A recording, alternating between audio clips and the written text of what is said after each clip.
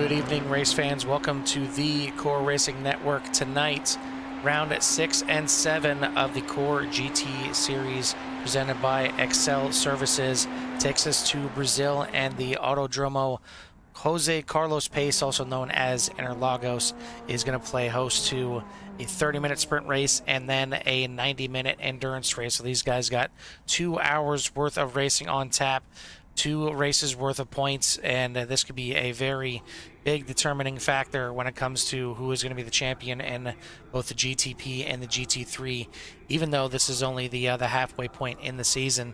Taking a look at the standings up to this point, we have Mason Smith on top by a nice comfortable margin now of 30 points over James Pierce, who is not in the field here tonight. Sahash Padiyar in third, Parks De La Cruz, Chris Hamilton round out your top 5. In the GT3, David Tilford, 118 points, 28 points behind is Craig Potter. Dane Simpson in third, John Nobinger and Michael Viglio rounding out your top 5. In the team standings, Parks and Rex Motorsports has got a 14-point lead over Team Tilkeiko. Bigsy Motorsports, the Bridesmaids, and Methodical Racing are your top 5 for the team standings. Carl Hamwork in the booth here tonight. Dylan McDonald may be joining us a little bit later, stuck at work unfortunately right now, so I'll be running solo here until if and when he's able to show up. But we got plenty of racing action. These guys are out there putting down their qualifying laps as we got about 3 minutes left in the qualifying session. Take a look at the times right now, and it's going to be very interesting to see how these GTP cars work their way around the GT3s, because this track does have the nice long straightaway. As bring up the track map and show you, basically from the right side of the screen to the left side of the screen, you got a nice long straightaway right there that these guys can utilize to make their passes. And then in between turns 3 and 4, you got the nice straightaway. But other than that, all through the infield is just switchback after switchback, and going to be really tight quarters to see if these guys can make it around. And we'll see if patience is used, or if the elbows get out a little bit and potentially some tensions flare up. But it would certainly help for you guys to see the track map a little bit better with that standing. So yeah, as you see right there, it's a fun track. We've seen this track on the schedule for quite a couple seasons now, and just like a lot of tracks, some drivers really like it, some drivers not so much. But either way, they're gonna have to tackle it twice here tonight, and for a total of 2 hours. So question is, I mean, who's gonna be the hot shoes out there? It seems like both Mason Smith and Dominique Ford were at the top of the boards. Mason Smith was up there for most of practice, but obviously being the points leader, he is not allowed to qualify here tonight, just like David Tilford down there in the GT3s. But at the end of practice, Dominique Ford was able to find a little bit more speed and actually top the boards in the practice session. Down in the GT3s, we got Jimmy Covert on top of the boards right now. John Nobinger right there as well. Vivesh Srivastava, maybe just a little bit of hangover from the win last week, as he is down there at the bottom of the standings in 8th out of the 9, with obviously David Tilford not qualifying. So we'll see. Maybe still celebrating, and certainly if he is, don't blame him. Congrats once again to his maiden win last week. But we'll see what he can do now. He's got 2 chances to get this thing done. And keep in mind the invert as well could play a big part, as these guys will have the 30-minute race. There'll be a full invert here. The GTPs will obviously get the wave around to start in the front again, but whoever finishes first in class will be starting last in class for the next race. So could play a pivotal part. I mean, 90 minutes is a nice long time to get around anybody that is slower than you, but it doesn't mean guys won't get the elbows out and try and defend that position for as long as they can. Qualifying is officially over now, so we will go over and take a look at the results once my shows back up. All right, there we go. So the qualifying results, as it just wants to die out again here.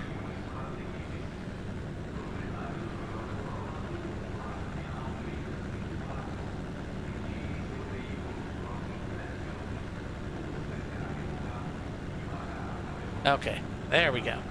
So qualifying results for the GTP is going to be 1 minute 21.485 for Dominique Ford on the pole here. About a full second back is the rest of the field, and then some. We got Parks de la Cruz in second. Timothy Ponzi, Chris Hamilton, Sahaj Padi are your top 5. Tyler Kokeko, Russell Peterson rounding out your guys, putting time down. Mason Smith will start in 8th as Michael Deitch will be missing the first race the way it sounds, and possibly will be joining us for the second race, as this will be his first time out here with the boys. Over in the GT3 division, it is going to be on top of the boards, Jimmy Covert with a 133.432. John Nominger just missing out by less than a tenth of a second in second. Kelly Pointer, good to see him back out here in the field. Craig Potter, Dane Simpson, Michael Viglio, Tyler Bramble, Abhi Vishwasam, and then David Tilford, your points leader, lining up in 9th. So 17 cars out there, actually 18 cars by the looks of it here, out here in the field. 17 for the first one. It'll be 18 if Michael Deitch gets to run in the second one here. But we are all gridded up. We are ready to go. So we will switch it over down there and watch these guys as they will take a bit of an abbreviated pace lap here before we get this thing green.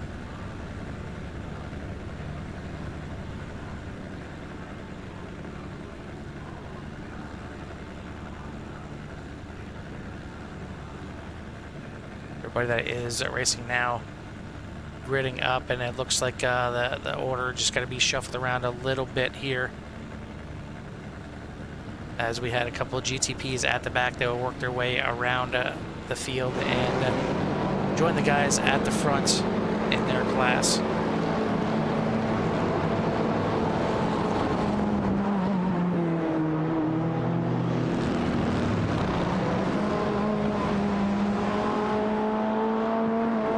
Certainly a big qualifying effort there from Dominique Ford. He needs to have some good finishes here, work his way back into the mix here in the series. He started off the season pretty nicely, and then just it seemed like he had result after result that just kind of pushed him back down the order here. But currently in the series, he is sitting in 6th place, 66 points behind Mason Smith. So certainly nowhere near out of it. And the other big thing that is going to come after tonight is the drop races will start taking effect into the point standings. So you could see a pretty big shakeup that way as well. These guys making their way around at the final corners here at Interlagos and heading onto the front stretch. So we will send it down to Barney for that green flag.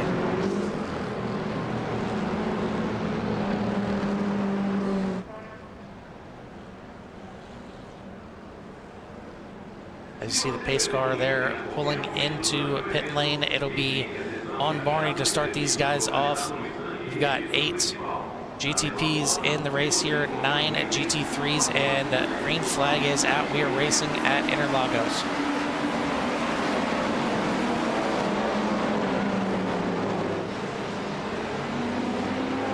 Beautiful Senna S there coming down. It kind of reminds you of a less steep version of the corkscrew at WeatherTech Montseca, but it can certainly be just as treacherous.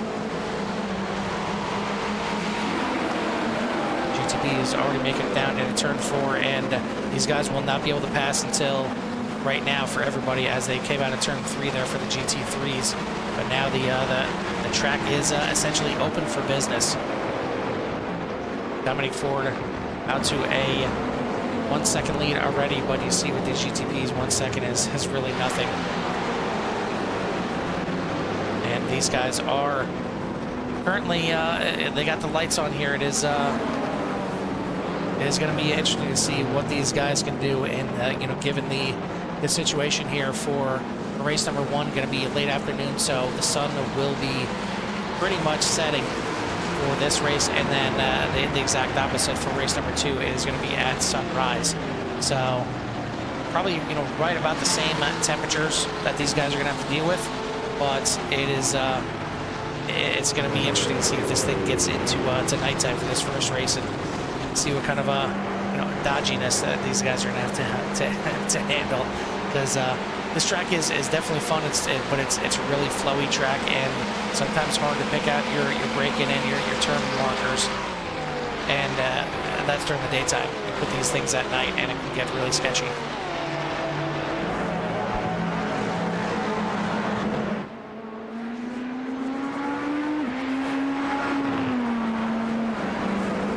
Good start here for the 91 as he is trying to stretch out his lead over Marks de la Cruz.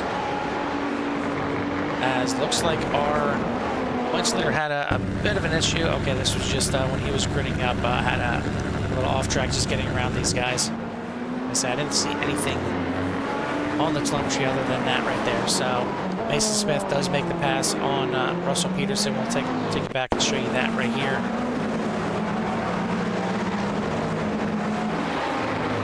Around a good clean pass right there for the points leader trying to make his way up through the field.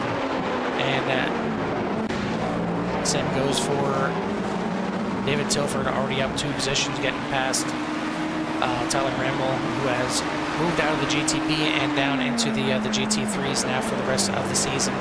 Just a little more of a comfort there in the GT3s, and just kind of makes more sense. So good to see him making that decision.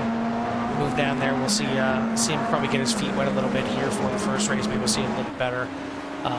Better action there in the second race, and he is down there in 8th place right now, just ahead of Bishop Assam and right behind David Tilford, your points leader. But out in front for the GT3s is a good start here for Jimmy Covert in the CRM main scheme out there. So certainly don't mind giving him a little love and a little attention out there.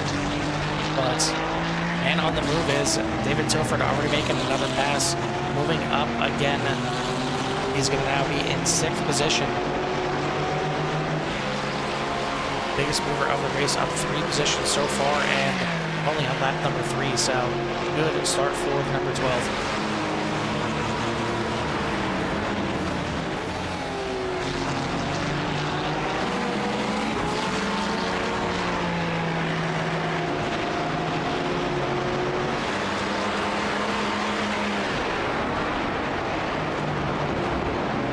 Some major mouse issues trying to click around here, but I don't know if it's mouse, internet, or what. Either way, it doesn't surprise me, but these guys doing a phenomenal job, and I don't know if it's just patience is really being the key here right now, knowing they got 2 races tonight here, and just trying to be nice and easy, but being really clean. It's only lap number 4 here, so I don't want to jump the gun, but everybody has been good at just keeping it on track, keeping it within the boundaries here, and for the most part, everybody holding in position as well. Not too many change of position other than our points leaders making their moves up.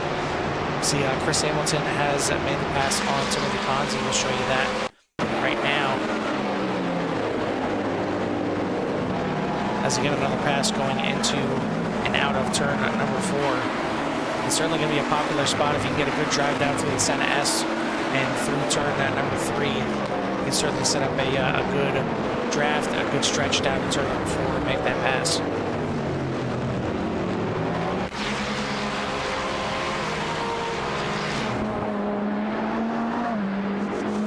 Field's starting to spread out just a little bit here as Dominic Ford out to about a 2-second lead over De La Cruz. 3rd place is Chris Hamilton as he is about 2 seconds back as well. Looks like a bit of an incident here for Russell Peterson. We'll see if it's actually an incident yet. Just going a little cruise through the grass out of the last couple corners there, but no harm done right there to the BMW. It gets back on track and back going.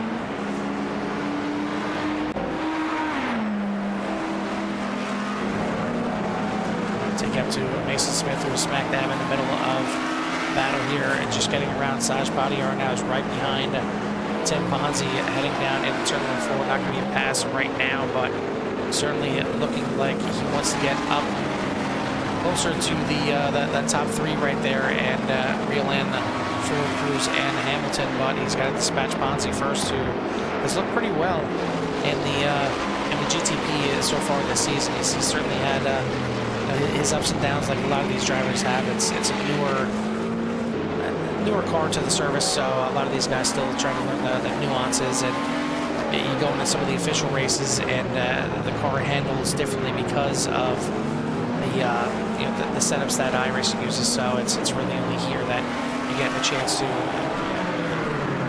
run the car in this setup where the car is always in attack mode, which is nice for the first couple laps, but then you're getting a little bit of attack here and there, so it's passing a little bit tougher. But going in the wrong direction is David Tilford here, as heading down into turn number 1, goes to the inside of Dane Simpson. A little bit of contact made, slides sideways, and does a good job getting off the track. Normally you want to lock it up and stay out of the way, or lock it up and stay in your position, let the other cars get around you, but he was completely sideways in the Senna S there, so that'd been really tough for those guys to see it coming over that hill. So either way, very little to no damage for the 96 and the 12 there. He gets back going, but he's got a lot of ground to now make back up, as he is dead last in the class, and he's got the GTP starting to breathe down his neck already, as we are not even 8 minutes into this race and already come around to lap these guys already.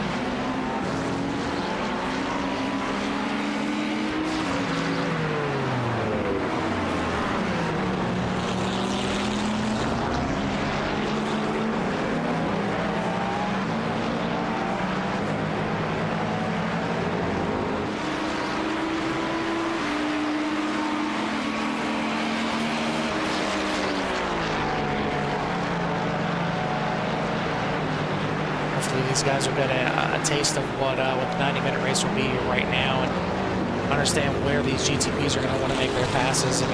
These guys are told, and they know that they're instructed to hold their line as much as possible, and to let the faster cars work their way around. But looks like Keiko entering the pits. Not sure what this is all about here. Yet just pulling down into the pits. This is an unscheduled pit stop, as he is back out on the track right now. So maybe just a different strategy move for the 37, and just kind of getting off schedule, as these guys were catching the back of the GT3 field. Could pay off for him. So we'll see what happens. If and when the rest of the field comes in. I would assume that the entire GTP field will need to come in here for one stop. The GT3s is going to be interesting if they need to make a stop or not. They may be able to make this thing all on the fuel that they have, but starting to tighten up at the front of the pack here in the GT3s. Jimmy Covert has been leading from the beginning, but both John Nominger and Kelly Pointer are on his tail and trying to run him down. John Nominger now a half a second back. Looks like Kelly Pointer just overshooting turn 1 there a little bit, going to lose some ground to these guys. But Nominger's got the bit in his teeth, and he's trying to run down this 14.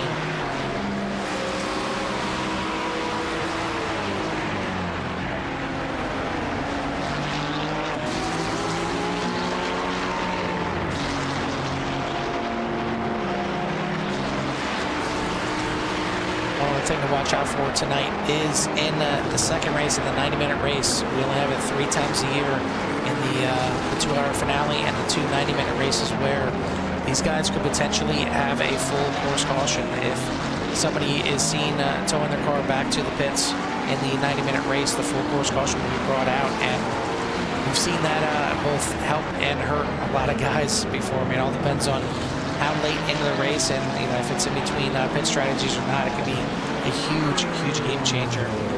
But nothing here in the 30-minute races. Guys are green the entire way, and you see these first 2 guys in the GT3s trying to do battle. John's trying to catch up, but they got GTPs all over.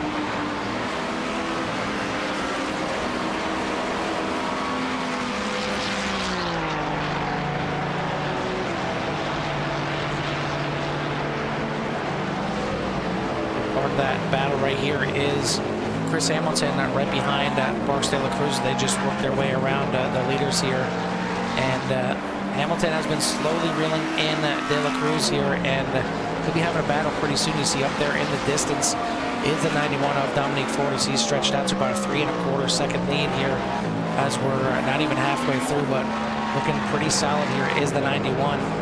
But I got to give it to these guys right here, too. I mean, they're about 6 seconds ahead of your points leader, Mason Smith, so they did what they had to do. They got out and got ahead and stretched out for Mason. It took him a little bit to make his pass on Timothy Bonzi, but we'll take a look back and see how that happened. Looks like a good run down the front stretch down to turn 1. Ponzi pulls over, lets him out the inside, and easy as you like through the Senna S.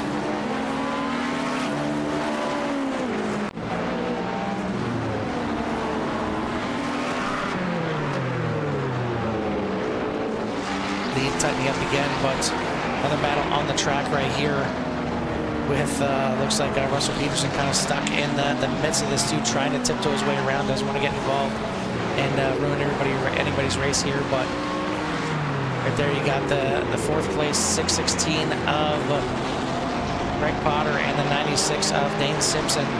Now Simpson's going to have a good run out of the final corners here down the front stretch. Will he be able to make a look in turn 1? Looks like maybe just a little bit too far back, but certainly gonna get a good tow all the way down.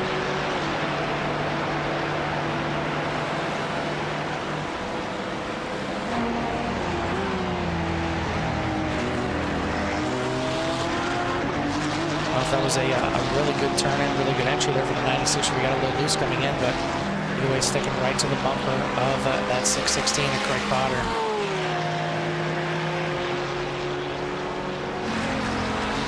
Possibly the last race for these guys before they really turn their attention to this weekend's race for iRacing, which is the Fuji 8-hour. And we've seen Fuji on the schedule earlier in the season for these guys, so they certainly have their laps in there.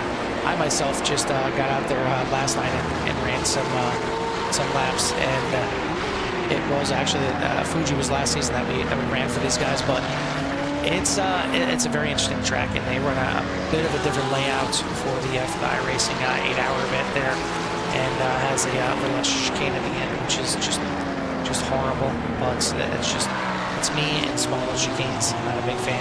It's just little chicanes and little tracks, short tracks. Not a big fan.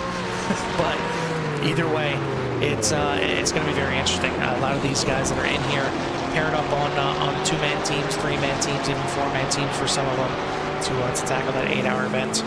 So good luck to all the drivers that are going to be competing in there, and hopefully we can bring home some victories here to share with all the fans. Next week we can talk about how these guys did. But looks like this battle is still kind of ebbing and flowing. Greg Potter doing a good job holding off Dane Simpson, but a great run through the Senna SN at turn number 3, and now going to set him up for possibly a drag race down into turn number 4. They've got a GTP closing in, and luckily going to back out, but right there is the pass. Dane Simpson makes it, excuse me, on Craig Potter. And while we were watching that, another pass happening, and to show you exactly what happened here, this is Chris Hamilton trying to go up the inside, trying to take it 3 wide, trying to catch up to Parks de la Cruz, but gets into Michael Viglio. That's going to lose him the opportunity to pass for second, and going to lose a position right there to Mason Smith as well. So big turn of events right there. And Michael Viglio ended up jumping in the pits after that as well. Back to the battle here, and Potter is not going to let this go anytime soon. He is right back on the back bumper of the 96 and wants to retake that position here, and going to out of the final corner. What a drive coming out of there. Not sure if Simpson had a slowdown or just a terrible exit. Looks like maybe just a terrible exit, but now going to get right back on the bumper. Heck of a battle here for 4th position, as Simpson gonna look to the inside, maybe just a little fake out there, heading down into turn number 1. That Porsche seems like it's getting really good braking, really good turn through the corners here, as you see once again closing right up on that back bumper of the 616. Gonna have to back out and swing a little wide. We carried a little bit too much speed through there and could hamper the opportunity to pass in turn 4. We're gonna look for it anyway. little bit of a block there from Potter, but going to stay in line. Taking a look up at your battle for the race lead here in the GT3s. And Nominger was within a quarter second, and now falling back again as Jimmy Covert holding everybody off for the time being.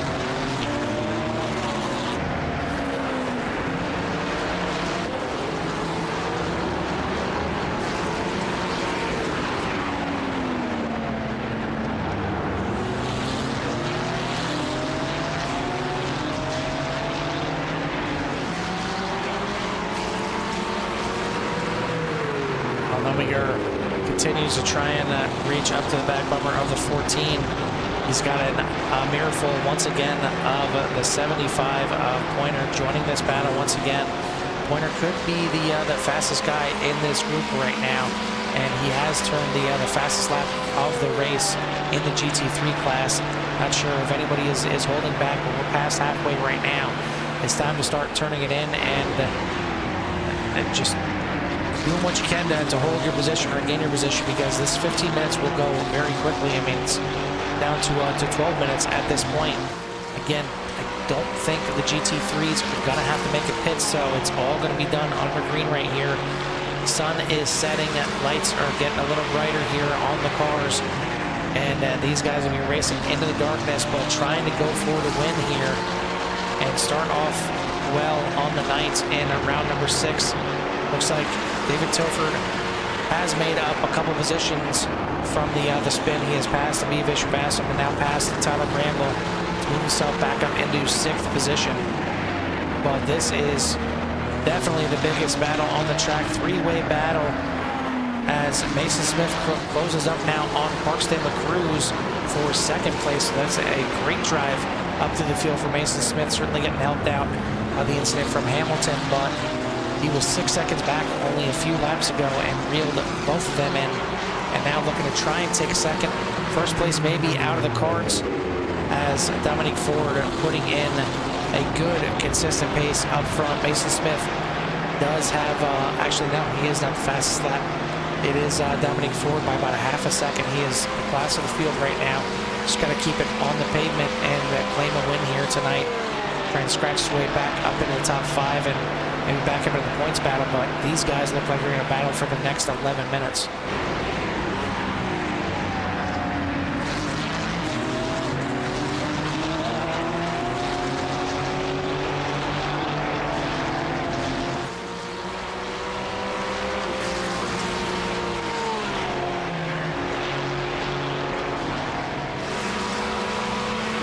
Parkston LaCruz giving up 2nd place, coming in to make his pit stop. So these guys will need to pit. We'll see soon now where this is going to bring out Tyler Kokeko, as he made that early pit stop on lap 6 and tried to, I mean, you see him all the way over there on the right side of the track map all by himself.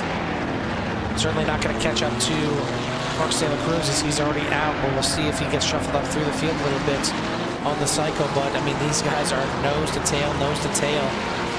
1st, 2nd, and 3rd. All these guys got a podium, but everybody wants one more spot, and they're going to have to try and grab that top spot from Covert, who's had it since the beginning here. We've seen Covert and Nominger get together before, and a little netcode involved as well. Just a few races ago. Covert getting a little slidey out of that final tough little corner before it goes in the long sweeping the straightaway here. And that could give an opportunity to Nominger. Looks like that Porsche, or the Ferrari just got a little bit better pace down the straightaway. Covert blocking that inside line. Now going to swing out to enter the corner. Again, the Porsche getting great braking and great turn-in. We'll see if Nominger can do the same thing that Dane Simpson did earlier to make his pass. Try and set him up for a long drive down to turn number 4. Covert going to do everything he can to hold that position, and going to do so as Pointer just sitting back there, just licking his lips, waiting for somebody to make a mistake. Maybe that was the case. No, looks like Covert going to hold on.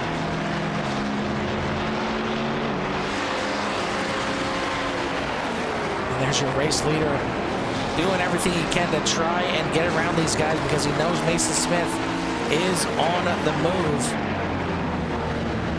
as he is now in second. It was 8 seconds was the lead, almost 9 seconds.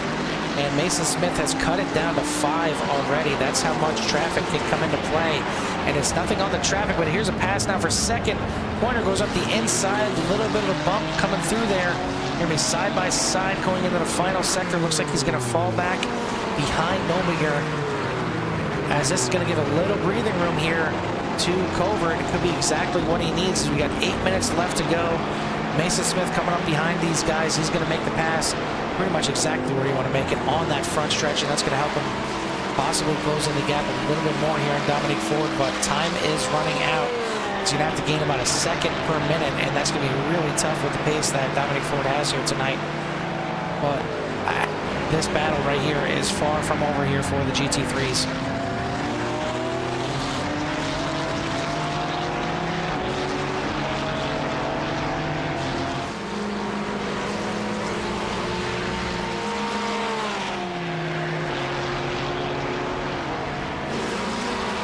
Hamilton now giving up third position. Russell Peterson coming in as well for their pit stops.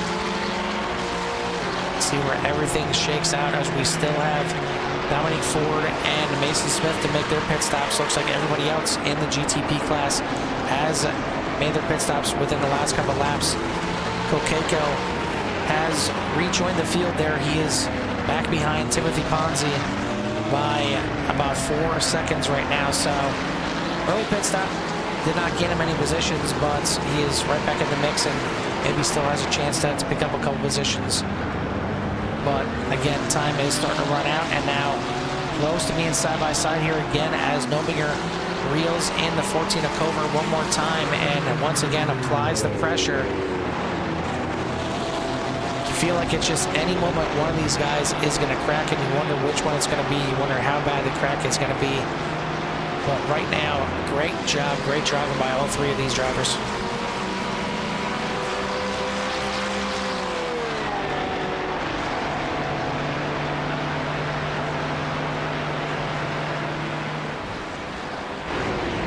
Six minutes left to go in this race, and I feel like it's going to be maybe 3 more laps around this track, possibly 4, depending on when the leader, Dominic Ford, comes across the start-finish line. But that lead for Dominic Ford now down to 4 seconds and still getting smaller, and there's no traffic in sight. So this is Mason Smith just putting in better lap times than Dominic Ford. I mean, not much that last time. It was only 0.07 of a second quicker, but this lap clearly is faster, as he got it down under 3 seconds there for a brief moment, as right there could be the first little mistake, as John Nomiger gets almost sent completely off the track right there, but gets it back on there. Still struggling with grip as Pointer tries to make a move, but again, it's still going to be Covert, Nomiger, Pointer, 1, 2, 3. Worth noting that's still a battle going on for 4th place. Potter still has it, as you see on your diamond scoring there, but now Simpson, just as we speak about it, makes the pass, as those guys are going back and forth. I'll show you that battle here real quick, as this one stretches out. This was Simpson sending it up the inside, had it for a brief moment, but a better drive and better exit out of there for Potter, and he's going to retain that position, as Dominic Ford has made his pit stop. Now it is just Mason Smith out there,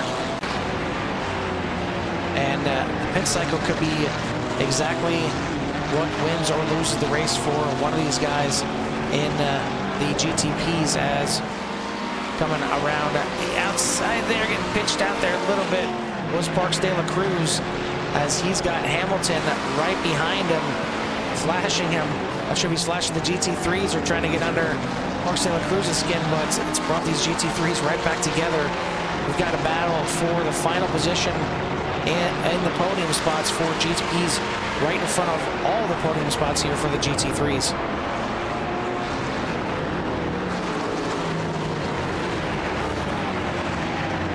Simpson did go and make that pass one more time. We'll show you that real quick as he gets around Potter again. Potter sends it down into turn number 1, but a good drive again.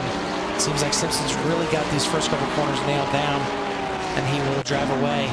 We're back up here to the front, and Mason Smith is going to make his pit stop. Where will he come out?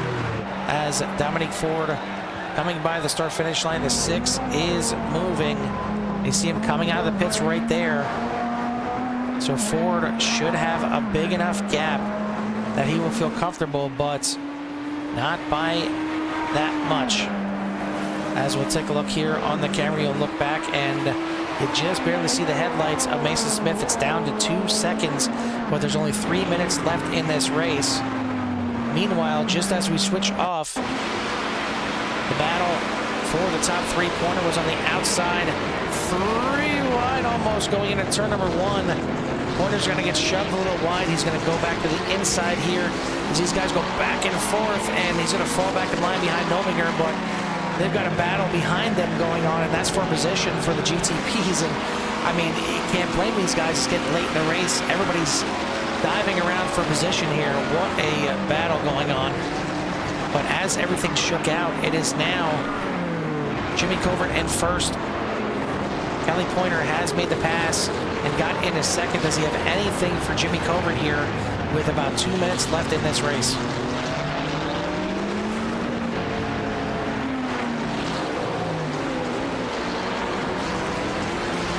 Take a look at the flag stand this time by, and Barney is not waving that flag just yet.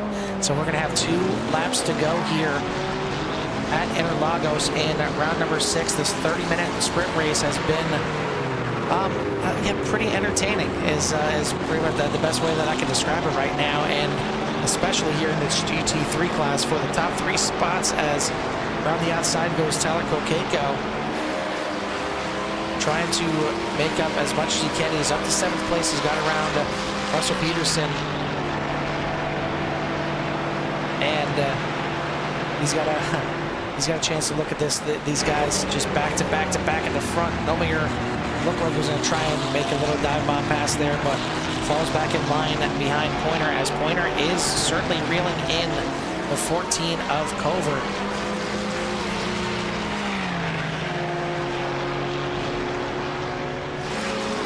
Worth noting that this season, as little contact right there as Pointer gets in there. Looked like maybe he wrinkled up the fender a bit as well. But as I was saying, different winner at every race so far in the GT3 class, and Pointer trying to break that trend and become the first 2-time winner here this season. Jimmy Covert has yet to get a win here, so he could be the 6th different winner in 6 races, as we had David Tilford and James Pierce for rounds 1 and 2. Kelly Pointer won round 3 at Magna Coors. John Nominger here in this battle. He won a twin ring 2 weeks ago. And then last week at Hockenheim was a B. Vishvasim. So Jimmy Covert, the last man standing here in this 3 that can keep the trend going and go 6 for 6 with different winners. But both these guys behind him are hungry to get their 2nd win of the season. And I'll tell you what, I'm not sure if that damage is hurting Covert or not, but it seems like he's a little bit slower as we are taking the white flag at this time by.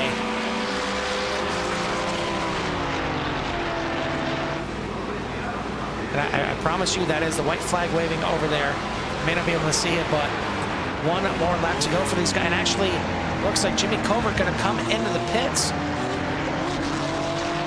I don't know if that was from the damage, if he got a meatball from that, or what the case was, but that is going to hand over the battle to only 2 cars now, as Pointer and Nominger going to go at it here for this race win. Dominic Ford appears that he will hold off Mason Smith coming to the line, wins it by 1.5 seconds. Mason Smith did a heck of a job running it down. Not going to be enough. He's going to finish in 2nd. Parks de la Cruz about 12.8 seconds back, but he is going to bring it home in the 3rd and final spot on the podium. But we'll take our attention back to the GT3s, who still got some traffic, and this thing is not over just yet. Nominger right there, and that battle between Potter and Simpson was for 4th. Now it's for 3rd, and Potter did make the pass back on Simpson one more time. so he would claim the final spot on the podium, but race win still up for grabs. Nomier doing everything he can, taking every bit of that curve to try and get a better launch through the corner, but out of the final corners here, it is going to be Kelly Pointer getting it done, winning in the GT3 class here in round number 6 by less than a half a second over John Nomier in second. What a battle there to the line. Looks like Covert going to finish in 6th position after it's all said and done. It's going to move David Tilford up into 5th as he was just running down Dane Simpson there at the end, and right there, Greg Potter at the front there, so 3rd, 4th, and 5th right there, and Jimmy Covert going to come home in 6th. What a race here for 30 minutes.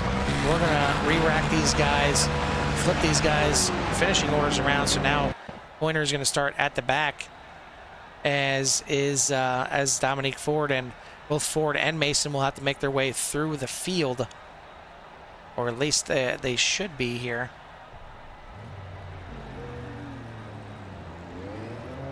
Just trying to take a look at how they say, okay, there's going to be a 5-minute warm-up the way it looks. So we'll try and bring some of these guys in here real quick and get some interviews, as it looks like possibly Michael Leach making it back in here in time.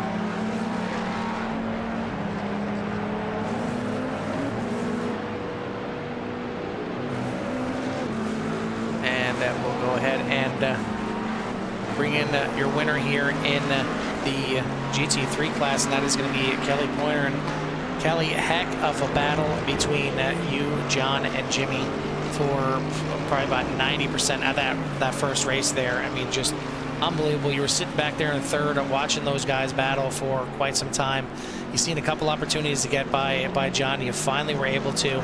You get up close to Covert there, and then he had to come in the pits. Was the little bump between you guys enough that he had to pit? Was it fuel, or do you not know what happened there?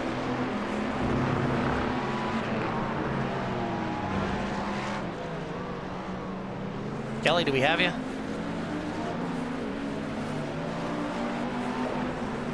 Looks like some technical difficulties there for the 75, so we'll try and see if we can talk to him at some point a little bit here. But I mean, just that's the way you want to start the night right there for all these guys, and hopefully you guys and gals out there watching, hopefully you're enjoying it so far. One round in the books here tonight. We still got the 90-minute race coming up here. Coming up next, and if you haven't done so yet, please make sure you hit that like and subscribe to help these guys out and help yourself out to everything that Syrian has to offer. Thanks again to our sponsor here in the series, Excel Services, and Tim Ponzi for helping us out with that sponsorship.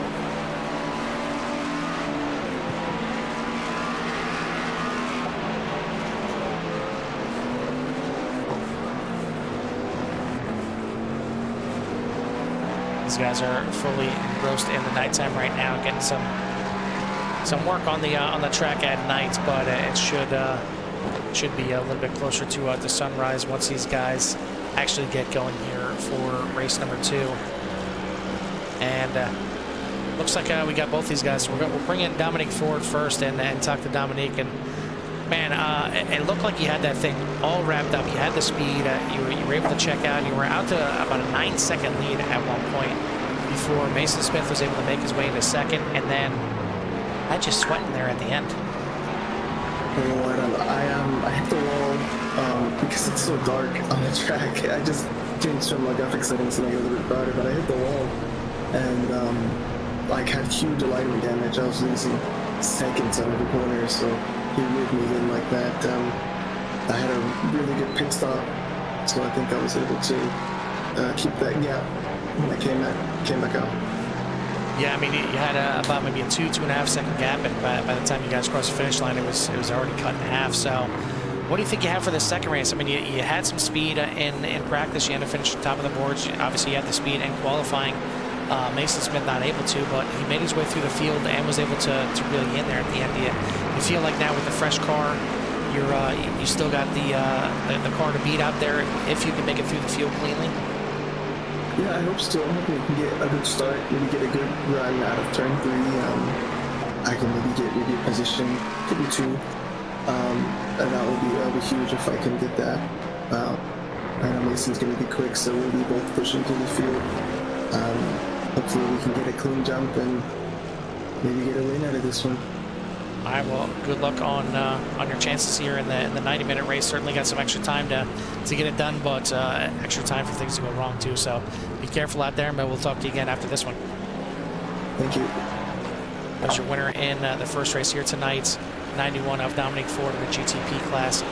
Now we will bring in the winner here in the GT3s, and that was Kelly Pointer. So just recap my question to you. Heck of a battle between you, John, and Jimmy in the first race there, and you're watching both of them for quite some time before you finally had your opportunity to get past Nobinger, and then that battle with Jimmy. Do you know what caused him to bring it in the pits there? Was it between the contact? Was he out of fuel?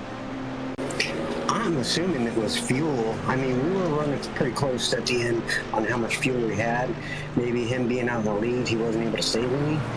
Definitely I was flirting around 0.1 and 0 and barely made it. But anyways, that race between us, I was trying to catch those guys and pass, but they're tough guys, tough to pass. Yeah, I was gonna say, how stressful was it for most? I mean, for a lot of that race, you were following them for in third place there, but then once you kind of got up in the mix, how stressful was it the last couple laps? Oh, definitely, that was stressful. I mean, we had that number 55 coming, and then we had, I don't know, it was stressful. Yeah, it's bad enough when you three are battling, and then you got GTPs, 2 or 3 of them right in a row battling themselves. It gets a little tough and a little hairy, but congrats on the win. First driver in the GTP series to go for 2 wins this season. So we'll see if you can get out there and go for 3, and maybe we'll talk to you again.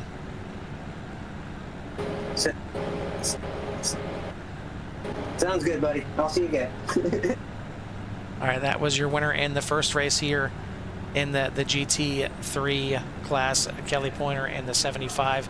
These guys are ready to fire off here for another race, and again, this one's going to be 90 minutes long. We'll take a look at the starting order here, if it will allow me to. Well, there we go. So these guys will be working their way up through the field here and getting into the correct order. So we'll let them do that first before we get down to it. But Michael Deitch gonna be able to fire this thing off from the pole after missing the first race. So we'll see what he has in the 51 here, as he is letting everybody else catch back up. It's gonna be Tyler Kokeko starting in second, Sahaj Padiyar, Tim Ponzi, Chris Hamilton, Mark De La Cruz, Mason Smith, and then Dominic Ford and Russell Peterson rounding out your 9-car field in the GTPs and GT3s. It is going to be Tyler Bramble that's going to be starting at the front. Lee Vishwasam is going to start in second. Jimmy Cover going to start in third after he had the light on fuel, and it certainly was I figured it was going to be kind of close, and unfortunately for him, giving up the chance at the win in that one. But now he's ready to go, and he's clearly got the speed to give it a go once again, starting in third. David Tilford, your points leader, starting in fourth for this one. Dane Simpson, Craig Potter, back-to-back once again. We'll see what these guys can do. And then you got Nominger starting in seventh, Pointer in eighth, Big Leo in ninth place. These guys are ready to go. We'll send it over to Barney to drop the green flag one more time, and waiting for sunrise for sure for these guys. But the green flag is waving. We need the lights to light up Barney there a little bit. You see him on the right, and these guys are racing down into turn number 1.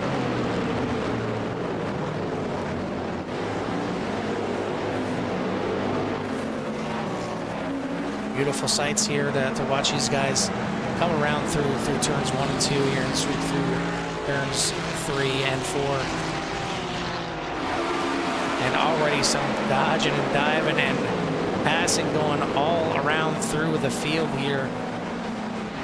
These guys wasting no time, and they were single file, but now it looks like they're trying to get a pace lap in. Double files all over the place. See lights flashing, some anger going on already, maybe from these guys, and it's not much different back here in the GT3 field as they're all over the place as well.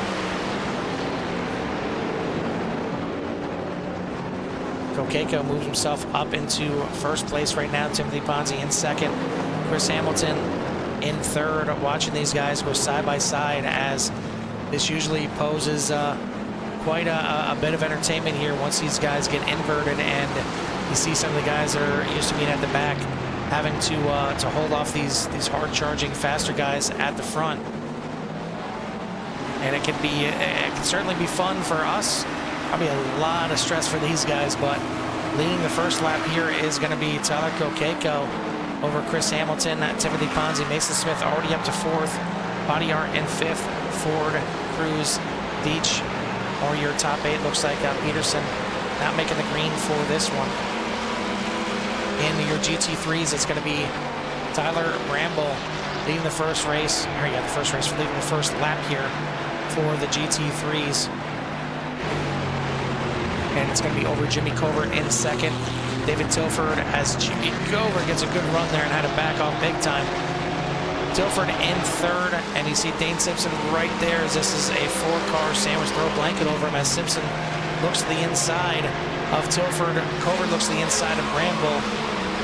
And Covert gonna stick his nose in there. Bramble trying to hang on with that Mercedes on the outside, Ferrari on the inside.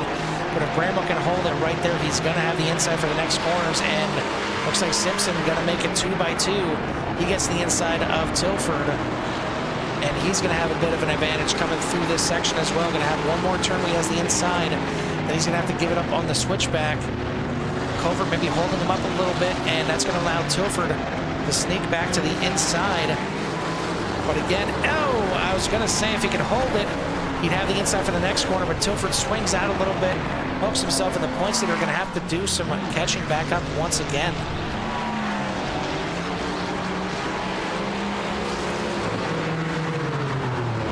Meanwhile, over in the GTPs, Mason Smith making short work, getting through the field. He is on a mission. He is not happy that he finished second in that first race, and knows that Dominic Ford is behind and has a ton of pace. He wants to get up through this field as quick as possible.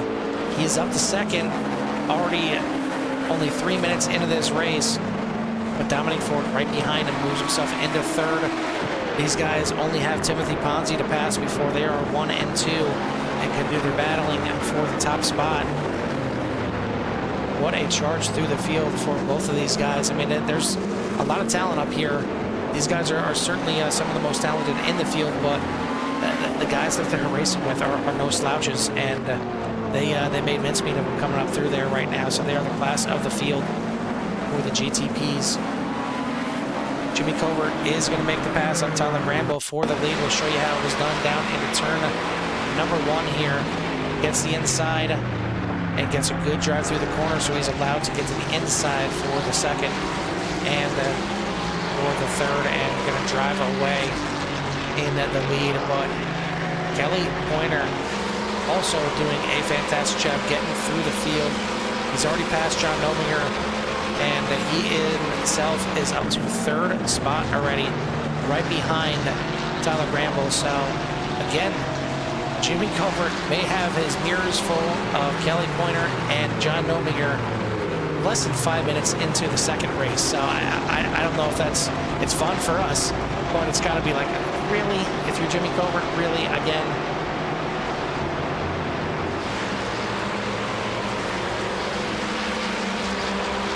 Bit of an issue here for our newcomer, Michael Deach. Getting a little bit wide here and bringing it back on track. It can certainly happen here in the dark here at Interlagos.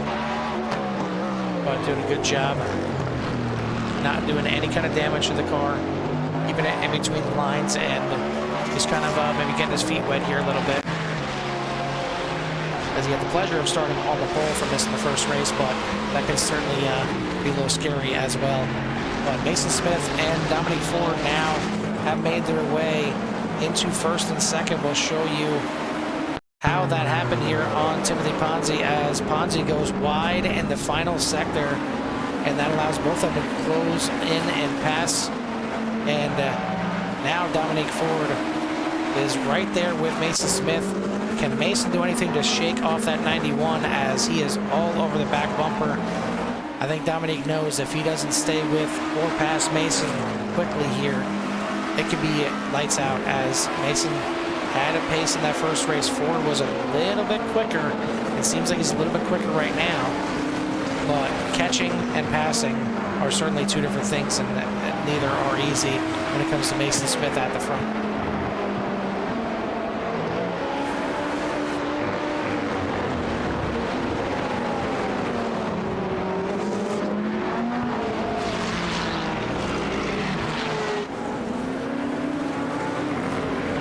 So far, Tyler Bramble doing a good job just keeping in there, and maybe learned a little bit there in that first race. He's been running the GTPs this season, switching over GT3s for these races and for the rest of the season. So we just need a race to get under his belt. Doing a good job starting up here in second place here for this race, and currently sitting in second place. Had the lead for a brief moment before Covert took it from him, but pulling back. The winner of the first race and some of the fastest guys here in the GT3, as Pointer and Novinger right there in third and fourth. Certainly want to get by Bramble and not let that 14 car stretch out.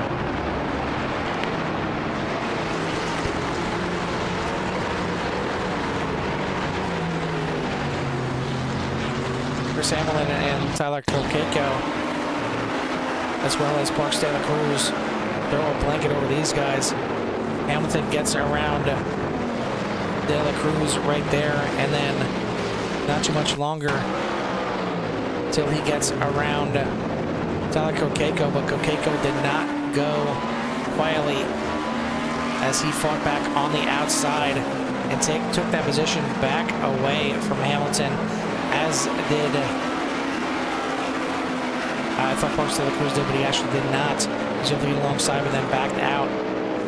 So good battling in both series so far, but now back up to the front here, and Pointer has made his way around Bramble and Nobinger on the inside, but Bramble getting a good draft down into turn number one. Nobinger still going to have the inside, going to make the pass. Bramble going to fall back from second to fourth, as once again we got Covert, Pointer, Nobinger, 1, 2, 3. This time, fuel is not going to be a concern, at least at this point, because everybody's going to have to make at least one pit stop, probably two pit stops, depending on how everything shakes out. And really, I mean, if there's any kind of inclination in that first one, where Covert almost made it 30 minutes from the front, Pointer and Nobinger being behind him and maybe get a little draft help, did make it that full 30 minutes. 30, 30, 30 makes your 90. So if you're going to make this thing on possibly two pit stops, you're going to have to make sure you're stretching it out at least to 30 minutes in this first stint. Give yourself a little leeway in the second and third stints. If not, you'll be looking at 3 pit stops here, as Potter, trying to stay with these guys, goes a little bit wide there, gets back in line.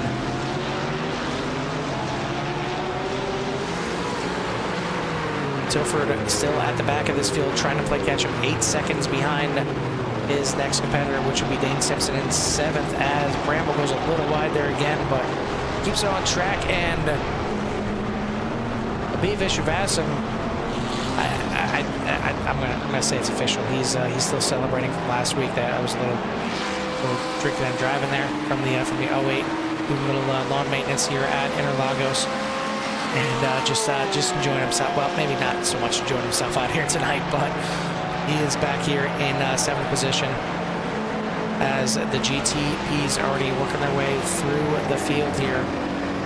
Mason Smith has not gotten away at all. In fact, Dominique Ford may be looking for a pass down here to turn number 4, using maybe one of the GT3s as a pick. He's going to, as they're behind Bramble right now, and Dominique Ford used the pick beautifully to get around Mason Smith and blinks out, blinks back in. That's not where you want to do it. That's really sketchy, but he's going to go around now. Novinger, as these guys are working through the top guys here in the GT3, so trying to tiptoe, but you know, if you're Dominique Ford, you just made the pass, you don't want to give up any time here, and you want to try and stretch out if you can. Getting a little stretchy there from both the class leaders, but Dominique Ford, fantastic job getting around Mason Smith. Now Mason is going to be on the hunt once again. We've seen him run down Dominique Ford, but you heard Dominique say that potentially that was because he hit the wall and had some damage. So we'll see how he does now with the clean car, if he's able to stretch out the lead at all, as we have some trouble for Chris Hamilton here, as looks like, yeah, not sure if he just blinked out there for quite some time, and yeah, you see he is completely gone, and then all of a sudden comes back, gets drilled. Not sure who hit him right there. Hopefully the car that hit him didn't have any damage, but Hamilton having some internet issues there, blinking out and getting wrecked pretty hard right there. Back now in 7th position.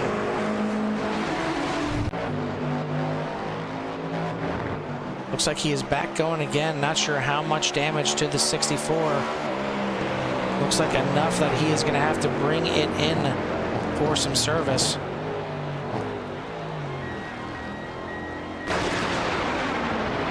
Jimmy Cover dealing with some more GTP traffic and dealing with a mirror full of Kelly Pointer once again. As Pointer going to look to the outside, now going to swing it back in, try and gain some time, as Novinger right behind, and he's got his mirror full of GTPs trying to work her way around him. And there goes Pointer with a great move to grab the lead, as Govert shuts the door on Parksdale and Cruz right there. And now Cruz is going to go around the outside. That is, and that's happier them than me. That's all I got to see right there. And now, right there, we've seen it getting very close. And we'll take a look at what happened again there. De La Cruz goes to the inside, but Pointer getting loose off the corner. And nothing right there that Parks De La Cruz could do, as Pointer got loose and shot straight across his nose. We'll take a look at that one more time.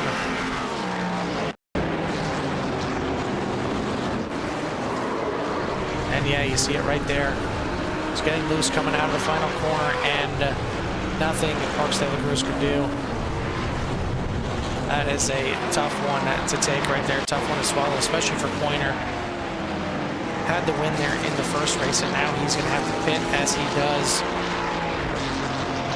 to get some service done. Hopefully this will not completely throw him off the pit cycle, but unfortunately, this being 13 minutes in the race, going to be tough for him to get back on the same cycle as the rest of these guys, as they are still battling fiercely. And that is, again, Parks De La Cruz coming up through the field, getting around Tim Ponzi, and now both these guys are working around the class leader here, Jimmy Covert.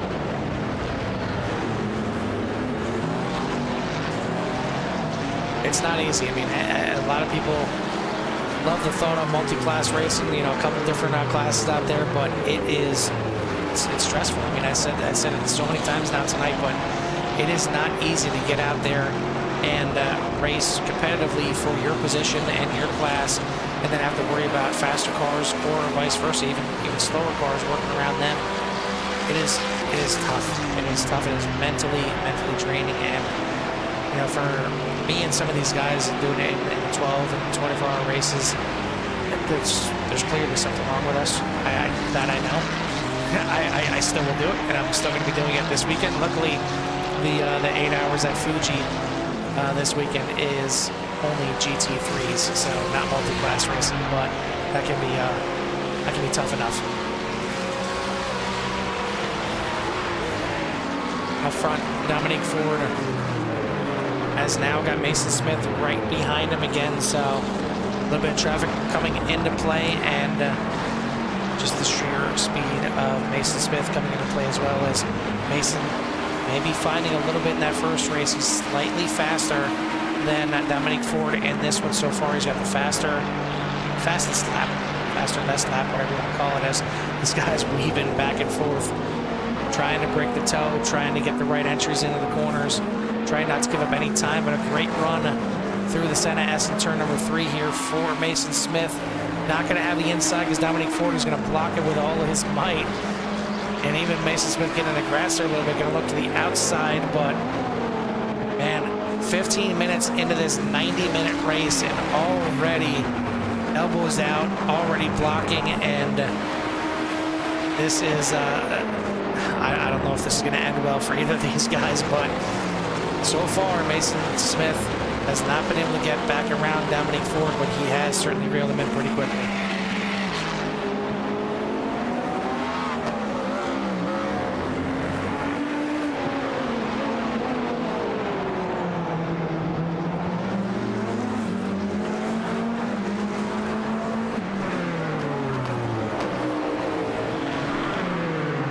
We got a second, and since this is a nice long 90-minute endurance race, we'll give you guys 2 chances to crank these guys up.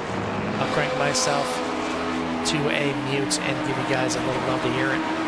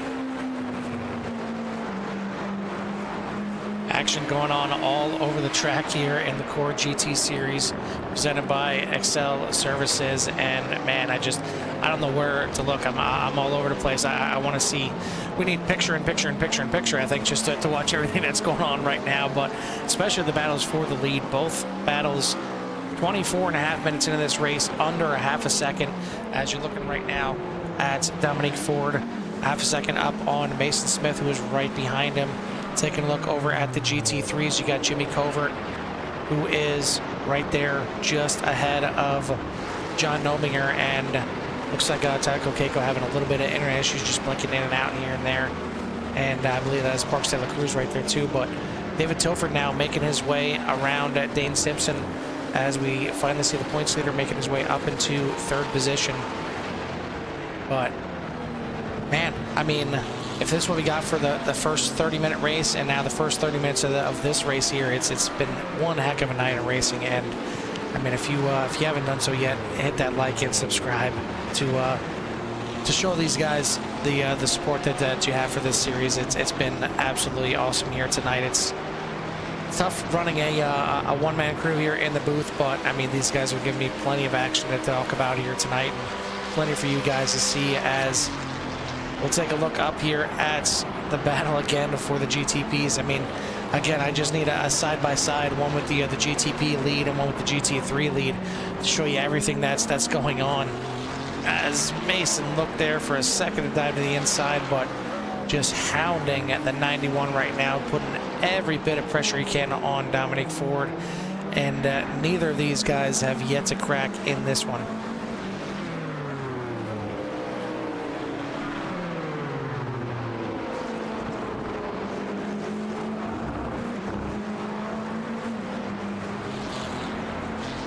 Also, if you are a racer out there that is looking to get into the series, even though we are going to be past the halfway point in this season after tonight, still time to get in here. And speaking of getting in, Dominique Ford gets into pit lane here, just shy of the 30-minute mark too. So these guys will probably be making 3 pit stops the way it looks here in this 90-minute race. But as I said, still time to get into the series and you know, just kind of get your feet wet.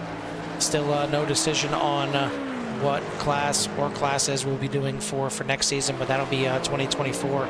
Certainly been a lot of interest in the GT series altogether over the last several seasons, so going to be something for sure turning up in 2024. So now's your time to get in here, get used to how these other drivers drive, and kind of see where you fit into the mix here, and be part of the conversation for next season and what you would like to see the series do, and get out here on the track.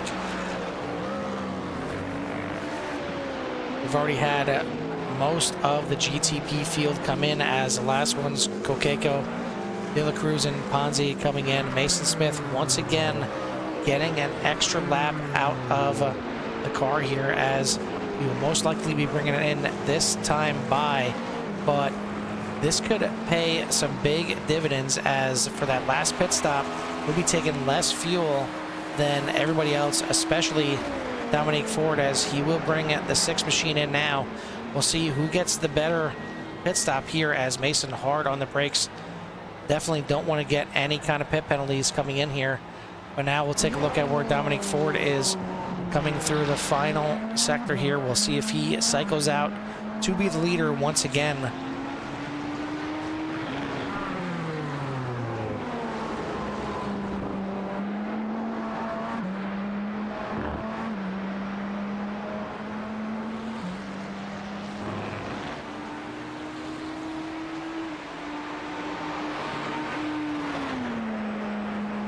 Down the front stretch, and this is going to be very close coming out of the pits, as Dominique Ford coming through turns 1 and 2, and you see right there on the side is Mason Smith, and he is gonna get it. And not sure what happened to Dominique Ford there, as he just completely lost it, and that is certainly going to give the lead to Mason Smith. Let's take a look at that one more time. And oh, just getting a little bit too much curb there. Tries to right it, and unfortunately bites it instead into the wall there. Gets it turned back around, stays in second place. but maybe just seeing Mason coming out of the pits, trying to get every little bit that he can, and got a little bit too much of the curbing coming out there. So we'll see if that's enough, if there's any damage on that 91 to make him come in and take a pit stop. I mean, still in good shape, still 14.5 seconds up on Parks de la Cruz, so unless he thinks he can lose second place over it with the damage, I mean, you certainly like to be up there with Mason and battling for the win, but right now, still plenty of time in the season to battle for points, and needs to get himself back up into the top 5, top 3, and start reeling everybody back in here. And the win that last race certainly helped to do so. May give some points right back up to Mason this race, but you don't want to give up too many and start falling your way back there. But this one, no, it looks like Dominic Ford is going to come into the pit, so it might have been more damage than we realized. So hopefully not enough to end the night. Hopefully he's still got that fast repair and we can see that 91 get back out here and try and fight at least for a top 5. But headed back over to our GT3s, and of course, as soon as I head over there, Jimmy Covert coming into the pits, and you see the time on the boards, 30 minutes and 30 seconds, just making it past that halfway, or not the halfway, the third mark. But John Nominger, David Tilford, and Dane Simpson all staying out another lap. Looks like Covert in the pits, Bramble in the pits. We'll see if Potter comes in the pits. If I had to guess, I would say probably the 616 is going to stay out. And yeah, certainly Craig Potter is known for stretching that fuel just a little bit more. He's the Kevin Foster of the GT series for sure. Those guys are both very good at saving fuel. So he's going to go around another time and join these top 3 here right now in the GT3 series, as you're starting to see the first signs of David Tilford at the front here, and now got a chance to maybe make a move, as he's got to deal with some GTP traffic right now, who's doing some battling on their own. And this could be an opportunity right now for Tilford to close in and have a chance to pass Nominger either before they get into the pits or maybe on the pit cycle. And this could certainly give a good opportunity to Jimmy Covert as he comes back out of the pits to have a bigger lead here, as he didn't have to deal with this traffic that these guys did all through the infield. Nominger is going to hold on to the lead heading into pit lane, most likely this time by. And sure enough, he's going to dive to the inside. No, going to stay out again, getting some good fuel mileage there is the 44. Tilford is going to bring into the pits, as is Dane Simpson. But this is surprising. Nominger getting really, really good fuel mileage here with the good pace that he's had so far. And you want to talk about paying dividends towards the end of this race. This could be very huge here for the 44. Or it could be devastating if he can't get this thing back to pit lane for this next lap.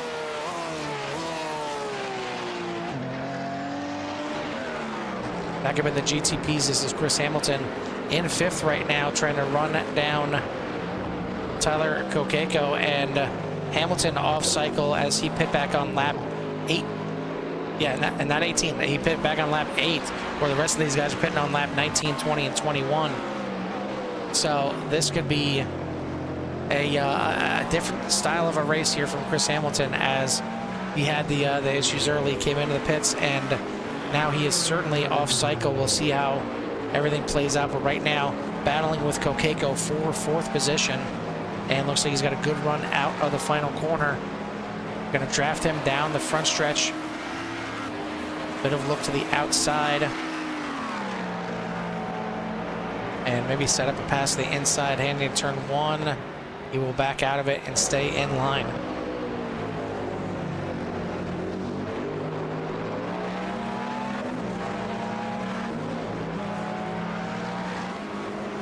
Nominger finally making that left-hand turn into the pits, as Hamilton makes a left-hand turn alongside Kokeko as they run down into turn number 4. He's going to have the inside. How much of a battle will Kokeko put up? Not too much, as he's going to yield that position here to Hamilton. So move 64 up to 4th and the 37 back to 5th. But a good run so far here from Kokeko, as he's done a pretty decent job at this race compared to the last race for sure. Hanging up there in the top 5, and These guys are 21 seconds ahead of their next competitor, which is Tim Ponzi back there in 6th.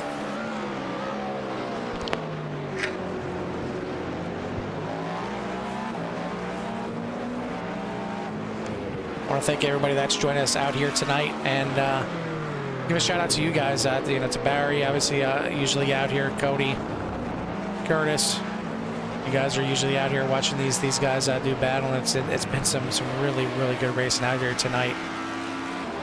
LeKay, Lee Porter, thank you guys for tuning in, and hopefully you're enjoying it here. And Lee, I think I've just seen you join into the Discord here recently. So yeah, it's a heck of a group of guys here, and they do this kind of battling pretty much week in and week out, and it's very entertaining. I mean, I like getting out there and running the GT cars, but these guys just they stress me out too much on the broadcast. I don't think I can get out there and compete with these guys here on the track week in and week out. It's a really good spread of talent out here. I mean, we got some really good guys at the front. We got some good mid-pack racers and some guys that are towards the back, but even the mid-pack and back markers have been learning and getting better, and you can see progress every race.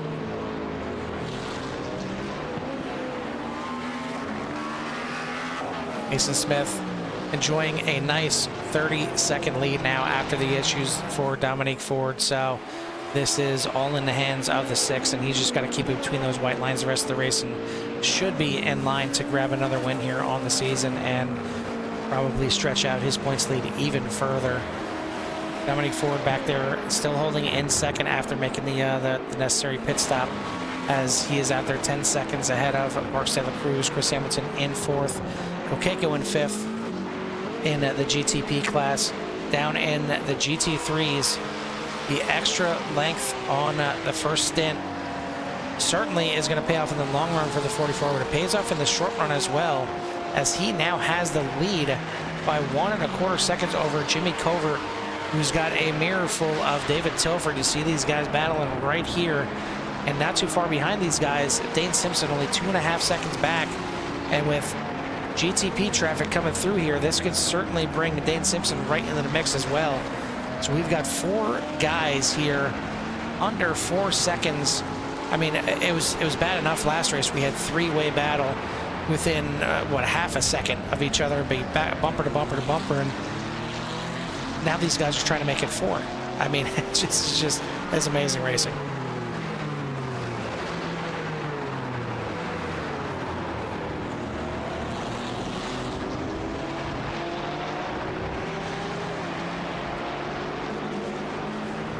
Tilford gets the inside of Covert off the final corner, and Covert dips his tires in the grass a little bit, maybe cooling them off a little bit, maybe a little insider knowledge there, but he's going to look for the pass again on the outside, heading down into turn number 1. And now just going to, I thought he was going to back out, but yeah, he is going to back out just a little bit. Tilford's going to have the advantage coming out of the corner, and it's done 2 things. It's let Nomier reel his way out a little bit, and it's allowed Dane Simpson to reel himself in. You see right there the pink Roxy coming into the picture. So this is about to be a 4-way battle, as they're all now within 2.5 seconds of each other, as not only has Dane Simpson reeled in these guys, he's reeled in the leader, John Nomier, as well. So this is about to get pretty crazy here, as they've got some lap traffic. Well, they are the lap traffic, I should say, as Jimmy Covert, aggressive move there with the 64 of Hamilton in the GTP coming up behind him. He makes the pass back on David Tilford, and now Tilford has got the teeth of Roxy right behind him, with Dane Simpson behind the wheel, trying to make the move and trying to get himself up into the top 3.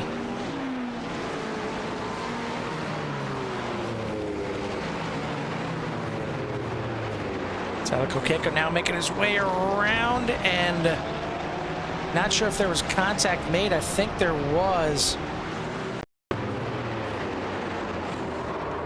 Yeah, right there. Unfortunately, man, David Tilford not catching a break here tonight. This time, Tyler Kokeko gets into the corner, and maybe just a little bit late there, and Tilford did not see him, and unfortunately Going to spin out David Tilford. Not going to lose too much time this time.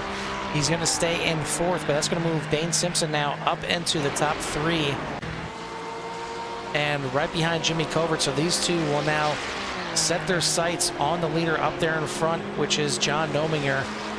Stretching his lead out just a little bit, 2.6 seconds ahead of the 14 and another half a second ahead of the 96.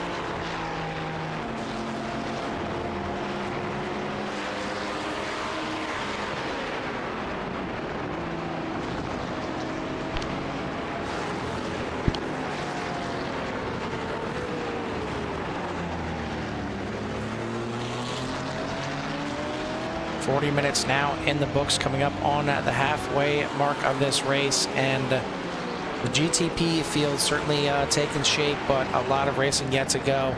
But Mason Smith starting to put in some consistently fast lap times out front, so it was a 30-second lead, now out to about 33 seconds, and that is a massive time difference to make up for Dominique Ford. I mean, he'd have to put some blazing lap times in, even though he's 1 lap better on the strategy right now, having to come in there. It's not going to be enough to give him 1 last pit stop or anything like that. In the GT3s, no shocker after the first race, it is far from decided here, as it was a 4-car battle. It is now down to a 3 once again, as Nominger putting in some good times out front, and maybe that first stint getting those extra 2 laps. Now he's got the hammer down in this second run here, and maybe we'll kind of stay on pace with the rest of these guys. He will still have those 2 laps to the good, but he's able to maybe just put it down now, where these guys are going to have to try and save a little bit to make it to that 1 hour mark. David Tilford fell back to 4th place on the incident, but he is not that far back that he can't make up that time, about 6.5, 6.7 seconds behind these guys, and he's got 6 seconds back to Kelly Pointer behind him. So both those guys in 4th and 5th would love to make their way up and close in on these guys and make it a 5-car battle here for the top 3 spots.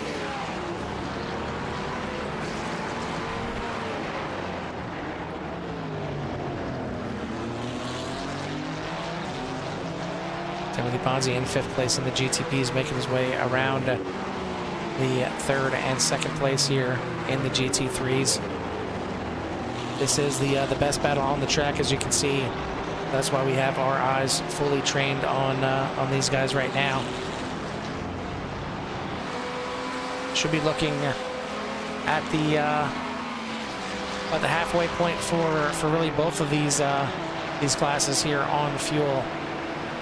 More so for the GTPs, as they're making roughly about 20 laps on their fuel, and the GT3s are making about the same, but obviously they're getting laps, so they're getting to pit a few laps later into in the runs here. But essentially, as it shakes out, the GTPs are making it just short of the 30-minute mark, and looks like the GT3s making it just over the 30-minute mark. So it should be 3 stops for the GTPs, 2 for the GT3s, unless you're having some issues out there or some bad pit strategy.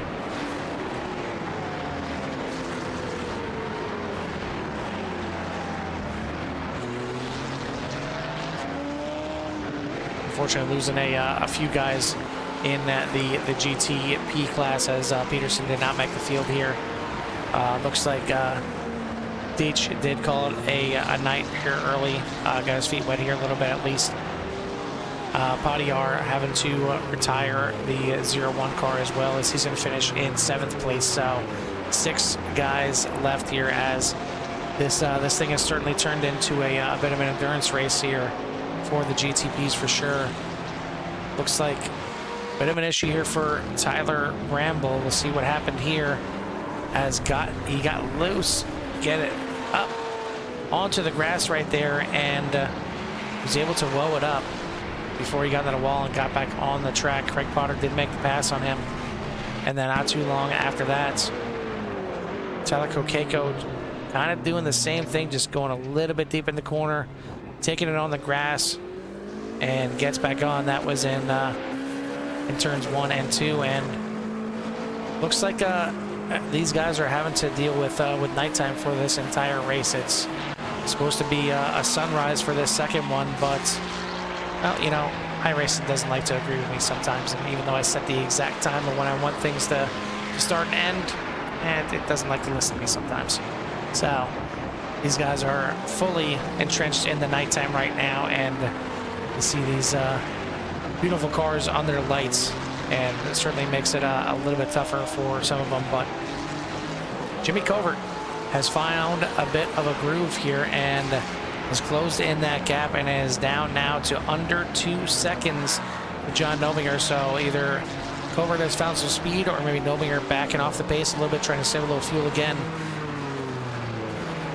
But Covert has also stretched out that lead on Simpson to about 1.8 seconds. So still only 3¼ seconds separating the top 3 in the GT3 field. But you see right there in 4th, David Tilford is coming. He is down under 5 seconds behind Dane Simpson right now. He is, I'm assuming, probably not too happy with the incident that happened. And really, which one? I mean, he's been involved in, I think, 3 or 4 incidents here tonight, and he's seen what could have potentially even been, you know, two top spots here tonight, kind of getting thrown away. But he is not out of this one just yet, as he is really driving hard out there, and he is the fastest guy on the track by a good margin right now. I mean, last lap he ran a 134.8. The leader ran a 136.2, and even second place Jimmy Covert ran a 135.0. So only one in the 34-second range right now is Tilford. So he is hunting these guys down, and you see it, doing it very quickly.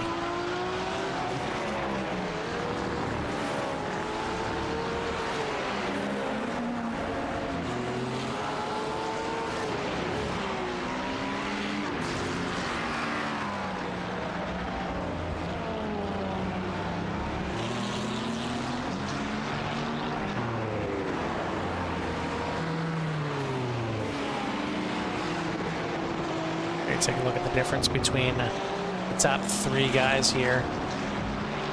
Simpson losing some ground the last couple laps here on Jimmy Covert, but Jimmy Covert is certainly not losing time to John Nobinger, gaining 1¼ seconds the last lap, 1¼ seconds on lap 28, and now another ½ second that lap right there. He is on the move himself, and now running a 34.55, close to the fastest lap of the entire race here so far in the GT3s. He has found a groove, and the 14 is coming up on the 44 mighty quickly.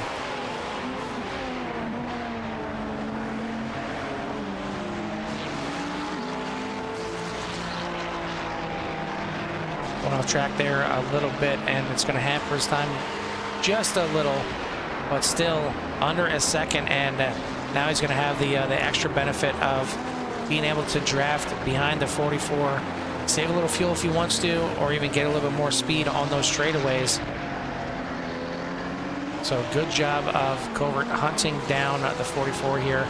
Simpson needs to kind of settle back down here and find a groove, not really falling too far off the pace of these guys. Still within 4 seconds of the lead, but again, David Tilford with a 144.4 that last lap is still driving extremely hard. And you take a look at the lap times, closed in a good bit on both Simpson and Tilford, or Simpson and Covert that last lap.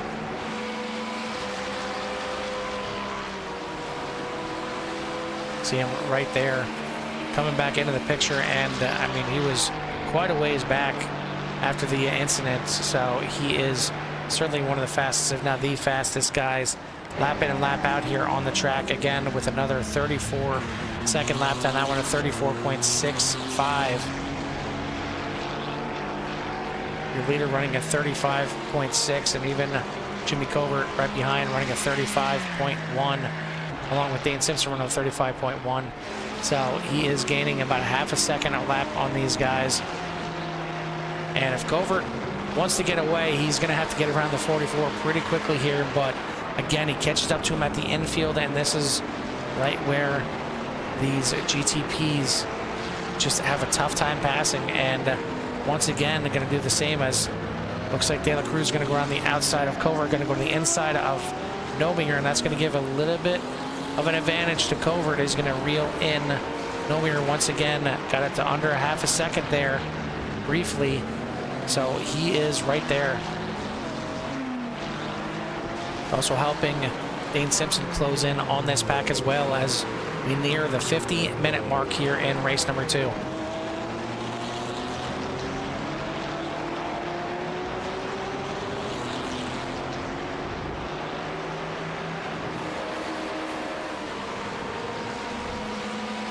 Looks like Dominique Ford may have had another little bit of an issue. Just got it under 30 seconds up to Mason Smith, and it's a little bobble there. I don't know if that's what constituted a crash. No, a little bit right there. Just got a little bit sideways. Far from a crash, but that's what SDK picked up. Those 2 little bobbles right there were considered a crash. So heck of a recovery from those 2 crashes there for the 91.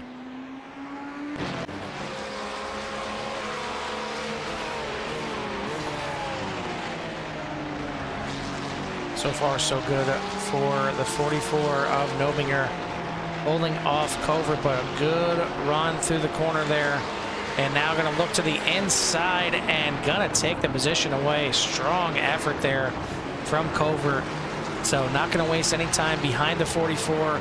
Whether Nominger is saving fuel or not, Covert wants nothing of it. He knows that this should be a one-stop strategy from here on out. Just got to make it to that 1 hour mark. But again, Nominger will be able to take less fuel and it'll be less time in the pits.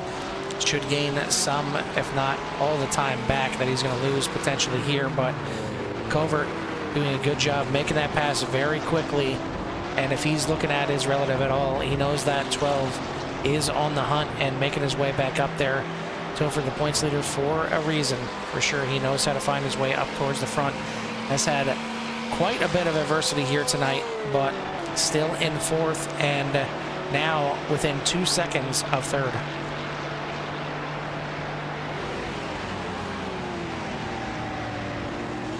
Look at the track map and you look on the left side of the screen. That is 1st, 2nd, 3rd, and 4th right there. As you got the 14 of Covert, the 44 of Nominger, 96 is Simpson, and the 12 of Tilford, all on the same straightaway heading down into turn number 4.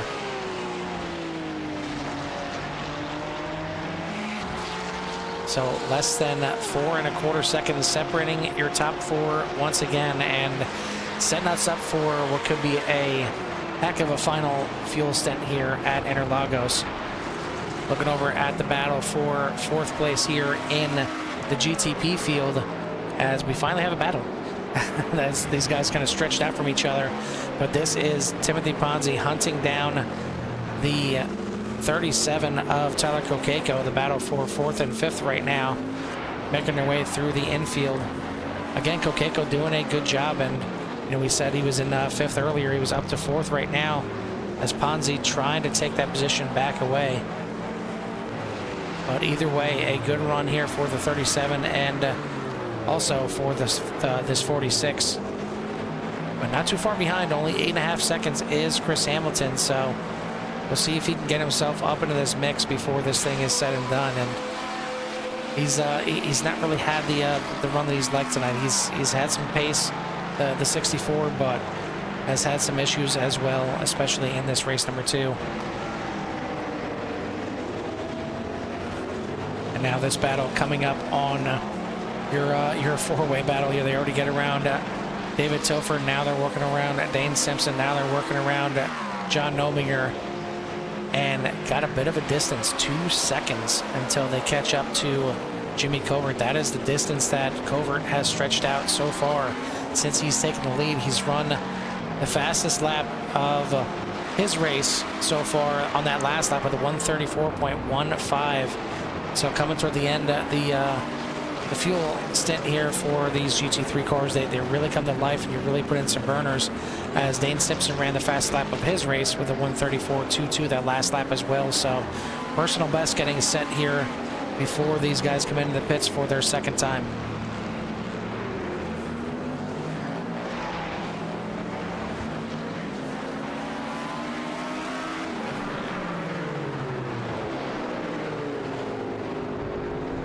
Oh, bad mistake there from Kokeko. Going to give up the position.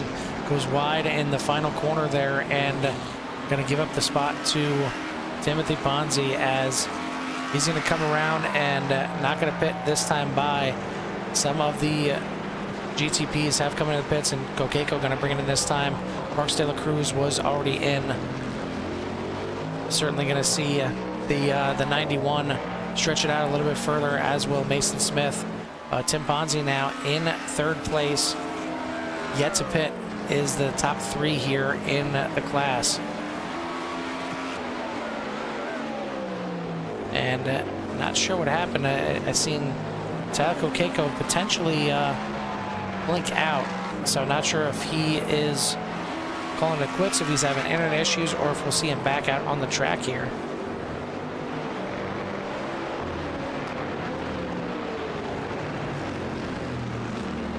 We'll take a look back, as this is your leader here in the GT3 by 3 seconds now. Going off track a bit there, may have a slowdown, but 3 seconds up on the rest of the battle, and it is not John Nominger in second anymore. We'll show you the pass.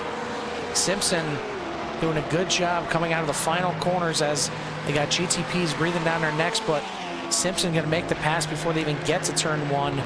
Moves himself into second. Now we'll take you back live, and we'll show you right there. That is second, third, and fourth. Simpson, Nominger, Tilford. And Tilford wants a piece of this top three once again. He wants to be able to get around these guys and try and start running down Jimmy Covert. Those two seem to be the fastest ones on the track, but Dane Simpson not too far behind these guys on pace. Certainly seems that John Nominger's got pace as well, but he's playing the fuel game right now. It paid off for an extra 2 laps on that first run. We'll see what he does here and how little fuel he needs to take compared to the rest of the field. But it is Jimmy Covert stretching out the lead here, 3.5 seconds over the rest of the 3-car battle here for second, third, and fourth.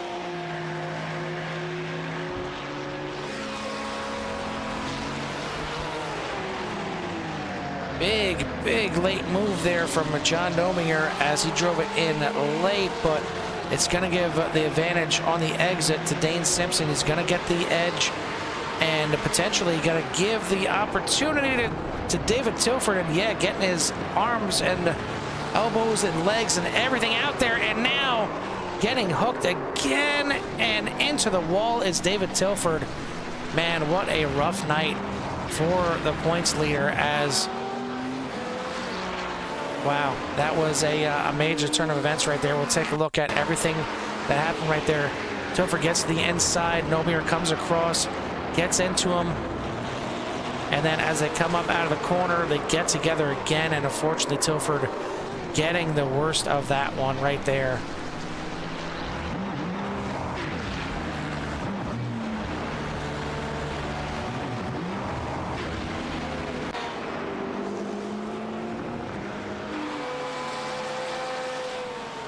So back out to third place is John Nominger, but now a big gap between first, second, and third. It was a 4-car battle briefly, but now it is 4.25 seconds from Covert to Simpson, 4.5 back to John Nominger. So this thing has gone the opposite way of what we expected here in this last little stint here. But we'll see if anybody is short on fuel. We got to see if these guys can make it to that 60-minute mark before they come in for this last pit stop. Dominic Ford enjoyed the lead there in the GTPs for a little bit before he had to come in and make his pit stop, as he is doing so right now. And you see him, you see Mason Smith right there going by, and he's back into the lead. As Dominic Ford now coming back out of the pits, but a good distance back, yet still over 30 seconds behind Mason Smith. Mark De La Cruz in third place right now. Chris Hamilton has moved himself up into fourth, but he is again off cycle from these other guys, and he is going to have to make his pit stop yet.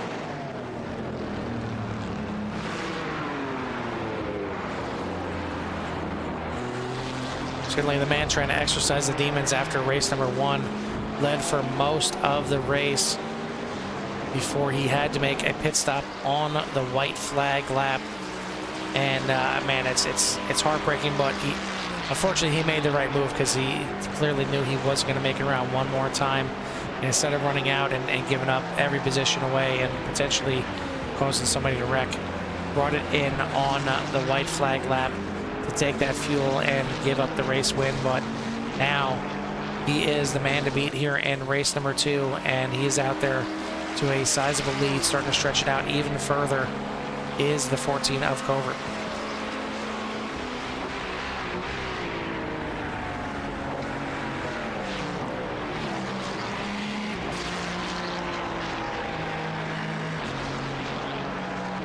So 30 minutes left in this race right here, and oh man, looks like some more issues here for David Tilford, and he came in to the pits, got everything repaired, and then unfortunately crashed again and lost the front end. And from there, the night was over for the 12 machine.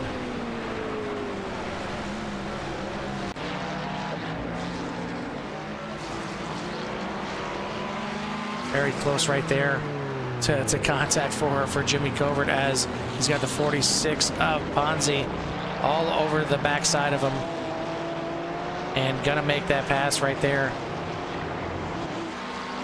But yeah, it's getting to that point right now where these guys have been out there on the track for an hour and a half, and you start to get the mental fatigue a little bit starts to set in, and you start to you're kind of in the muscle memory for the track. But when another car comes up on you, when another car in a different class comes up, you got to take a little bit different line, and you kind of almost have to like reset your whole body and kind of get back in the groove of things.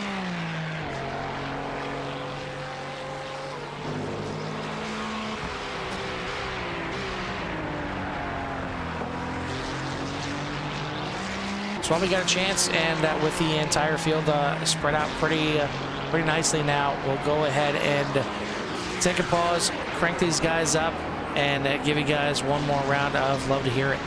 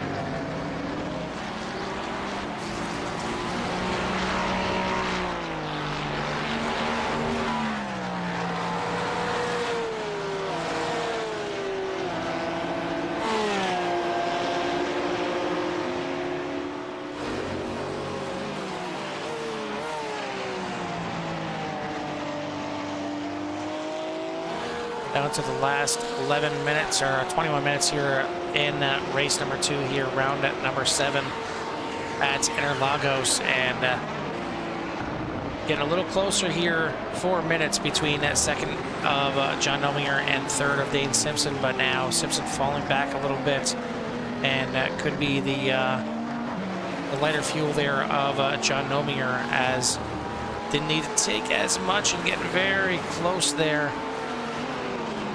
Is second place of the GTP's Dominique Ford, as he is a good 32 seconds adrift of Mason Smith, who is out there on a Sunday drive right now after the issues with Dominique Ford on his first pit stop.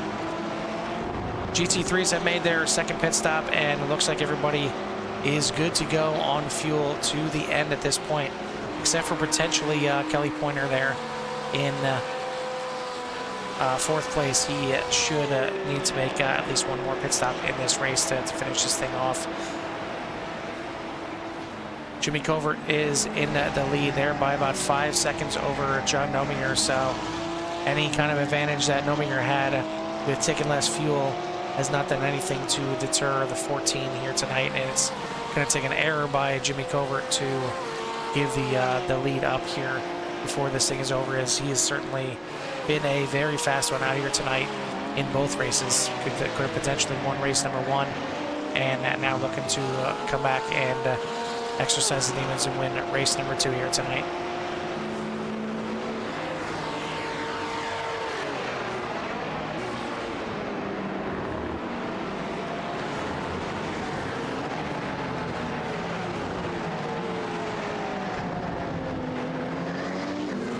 Porsche de la Cruz making the pass right there, and he's done a pretty good job here in race number 2, hanging on to third place. Chris Hamilton a good bit behind him, and we'll see. These GTPs should need to make one more pit stop, but not sure if Chris Hamilton needs to, so he could end up sneaking his way up there into the top 3.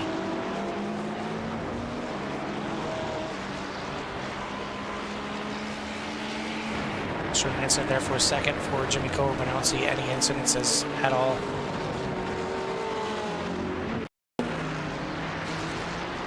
Kelly Pointer getting a little bit loose here under braking, and sends the car into a bit of a drift, but gets it back going here nice and cleanly, so he's going to remain in fourth position for the time being.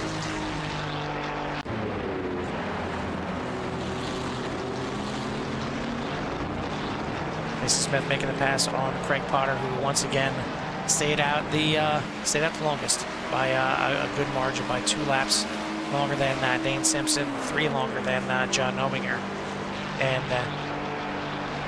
he finds himself right now in 5th position, about 12.5 seconds behind Kelly Pointer. But again, Pointer will most likely need to stop at one more time, and that should give a 4th position to Craig Potter.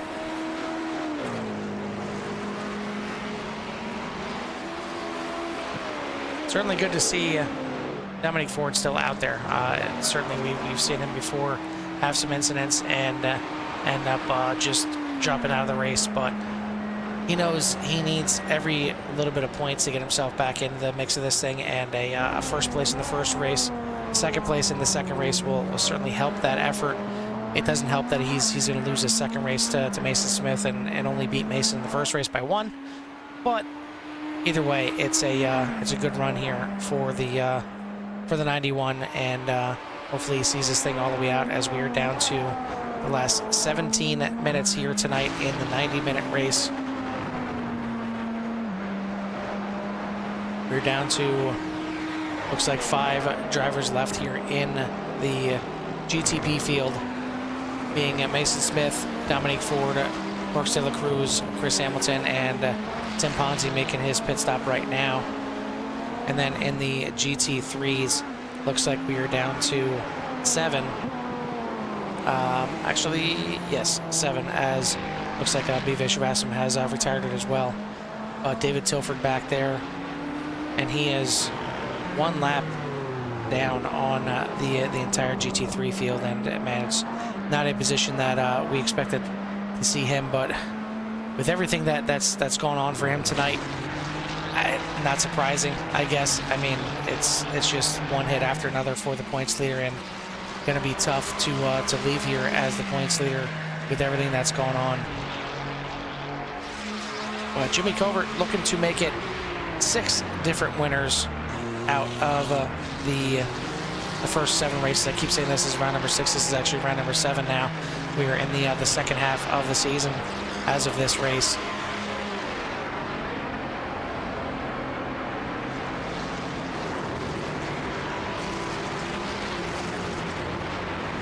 Looks like Nominger doing what he needs to do in second place as he has stretched out a 4-second lead over Dane Simpson. So this entire field stretched out pretty well in both classes right now. As again, Timothy Ponzi in the pits right now. Not sure if he is getting some damage repaired or but he's in the pits for a little bit of time right now. So we could be down to only 4 guys left in the GTP field, and potentially looks like Chris Hamilton now. Chris Hamilton is going to be still in 4th. Barksdale Cruz making the what should be his final pit stop 2 laps ago. You still got Mason Smith and Dominic Ford to make their pit stops. Hamilton may be able to stretch this thing to the end. We'll see what transpires here, as it's going to be a little bit tight there for the 64, but these GT3s are all good to go to the end, and it is Jimmy Covert, John Nominger, Dane Simpson, Kelly Pointer, Greg Potter, Tyler Bramble, and David Topher, the ones that are still running. That is your top 7. Viv Vishwasam retiring in 8th, and Michael Viglio looks like not making the start here in this second race.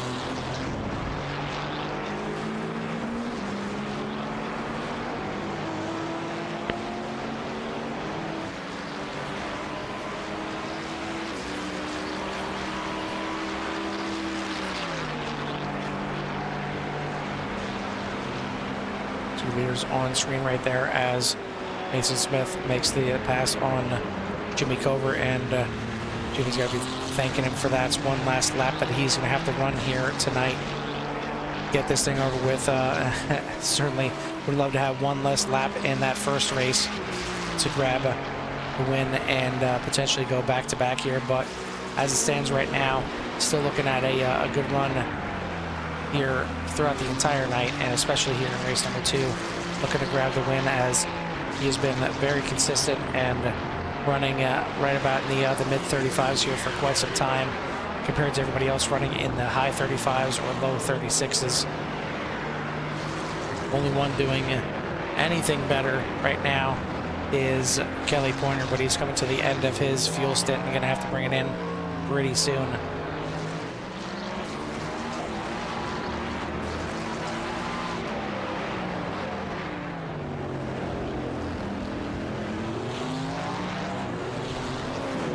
Very close right there with Jimmy Covert and Chris Hamilton, but Chris is going to make the pass on him, and that's how quickly it can end. I mean, as much as, you know, Mason Smith has got that 37-second lead, and Jimmy Covert's got a 7.5-second lead. One little mistake, and it can be end of the race for one of these drivers. So certainly not over, done, and dusted just yet, but these guys both just need to be smart, need to let whoever by or get by as quickly as possible and just move on with the night. But the dots on the track map are certainly less than what we started with. The second race here at Interlagos has been a bit of a war of attrition, and some of the stragglers have not been able to make the entire run here tonight. But still a good showing out here, still a good amount of drivers out on the track trying to complete this thing, as it's certainly been a bit of an endurance here tonight, and these guys have been in some longer endurance races for sure when it comes to iRacing. But sometimes when it comes to league racing, even though it's, you know, a lot less or a lot shorter of a stint than you're used to driving, it can feel like it's twice as long.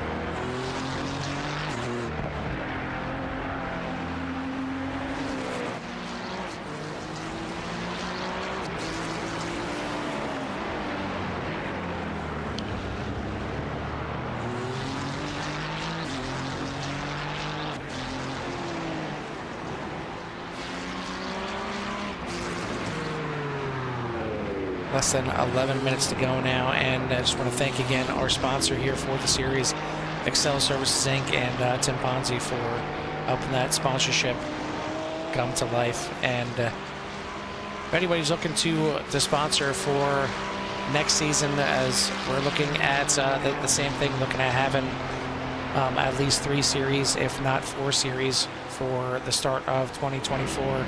Certainly get in contact with me or get in contact with your favorite driver to bridge the gap and get your business out there, or your name, or any donations to help these guys get a little bit bigger of a prize pool out there and draw in some more talent. But these guys certainly have a lot of talent out here that they're already dealing with, and it showed who's going to come out on top here tonight, as we got less than 10 minutes to go now here in the race. Mason Smith 38 seconds ahead of Dominique Ford, and then Parks de la Cruz, the only other car on the lead lap right now in the GTP field, in 3rd place, but not by much. There's a good chance that only Mason Smith and Dominique Ford will be the only cars on the lead lap. That's how dominant Mason Smith has been. It's not just been the issue from Dominique Ford.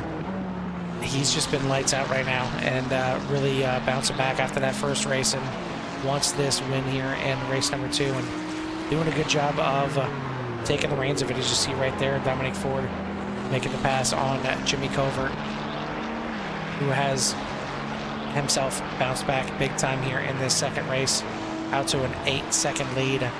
He's not let the longer fuel strategy by John Nominger deter him at all, and has done a great job here extending the lead. Dane Simpson closing in the gap slightly here on John Nominger, but it's still out to about 3.5 seconds. But a good drive here for the 96, looking to wrap up a podium spot here in race number 2. Moiner still out there, still doing a heck of a run, unless it just didn't register his pit stop. Nope, there we go. Just speak of it and it shall happen, and there it is. Moiner coming into the pits here. Now we'll see if Potter has got enough, and he should, as the Pointer now coming to a stop here in his pits.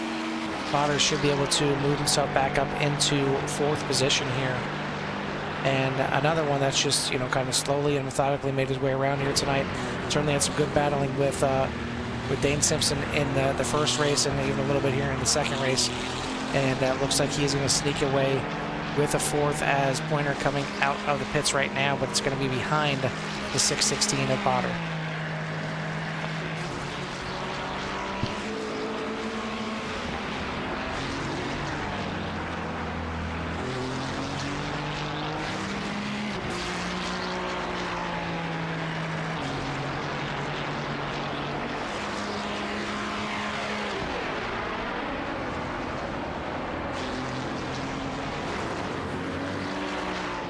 Take a look at Parks de la Cruz, and you see on the track map where he is, noted with the yellow dot as we're on him right now. And you see not too far behind is the red 6 of Mason Smith. And this potentially could be the best battle on the track. Can Parks de la Cruz stay on the lead lap, or is Mason going to run him down here in the waning minutes of round number 7? As you don't see the lights yet for Mason Smith. Still a big enough lead here for Parks de la Cruz. Can he hold him off and make the entire podium on the lead lap? As he actually will, as did not realize Mason Smith and Dominique Ford had yet to make a pit stop. So de la Cruz is safe, as Mason Smith going to come in, make his final pit stop. Dominique Ford most likely going to come in this lap or the next lap, and that'll complete the cycle for the GTP field, as again Chris Hamilton should be able to make it on fuel as he comes back around and gets back on the lead lap himself. Now there's 4 drivers on the race lead lap. Nominger stretching out that lead again on Dane Simpson. So 1st, 2nd, and 3rd seem to be well in hand for the GT3 field. Dominique Ford is within 14 seconds, but I don't see him making it to the end of this race. He's still got another 5.5 minutes left in his race, so should be seeing him come in either this lap or next lap. It'll be a short pit just to gas and go, but the 14 seconds is a bit of a teaser. It isn't as close as it seems, and he should be able to get back out ahead of Parks de la Cruz, who again has already made his final pit stop back on lap 52. He'll be good to go to the end.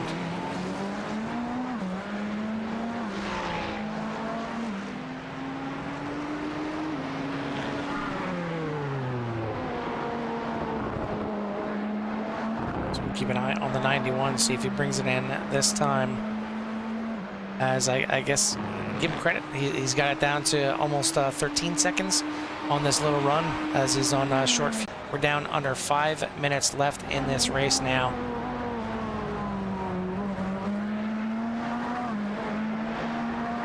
And I'm sure Jimmy Cover will be more than happy for this race to be over in less laps, as I don't think he'll be lapped again. Mason Smith has got the entire infield, but I mean it's been amazing how quick these GTPs have got around this track and caught up to the back of the GT3s. I mean, the time difference is only about 13 seconds from their fastest laps, but it just seems like they caught the back of the field so quickly in both of these races and started making their laps and getting around these guys. And for the most part, it's been clean. There's certainly been some rough edges here and there, and certainly some things that these guys would like to clean up and maybe like to have some words about and talk about in between this week and next. But all in all, it's 2 hours of racing, and on top of that, it's 2 hours of league racing. It's just a lot more on the line. You're racing these guys week in and week out. You're racing for points. It's not a one-off like a 12 or 24-hour event where, you know, if you make a mistake, it sucks, but that's it. You know, your race is done. You don't have to worry about it anymore. These guys are worried about points, worried about, you know, what they're going to do next week. So it's a little bit more on the line, and that's why this 30 minutes and 90-minute races, they seem a lot longer than what they actually are. But we are down to 3 minutes now left in race number 2 here tonight, and round number 7 here in the Core GT series.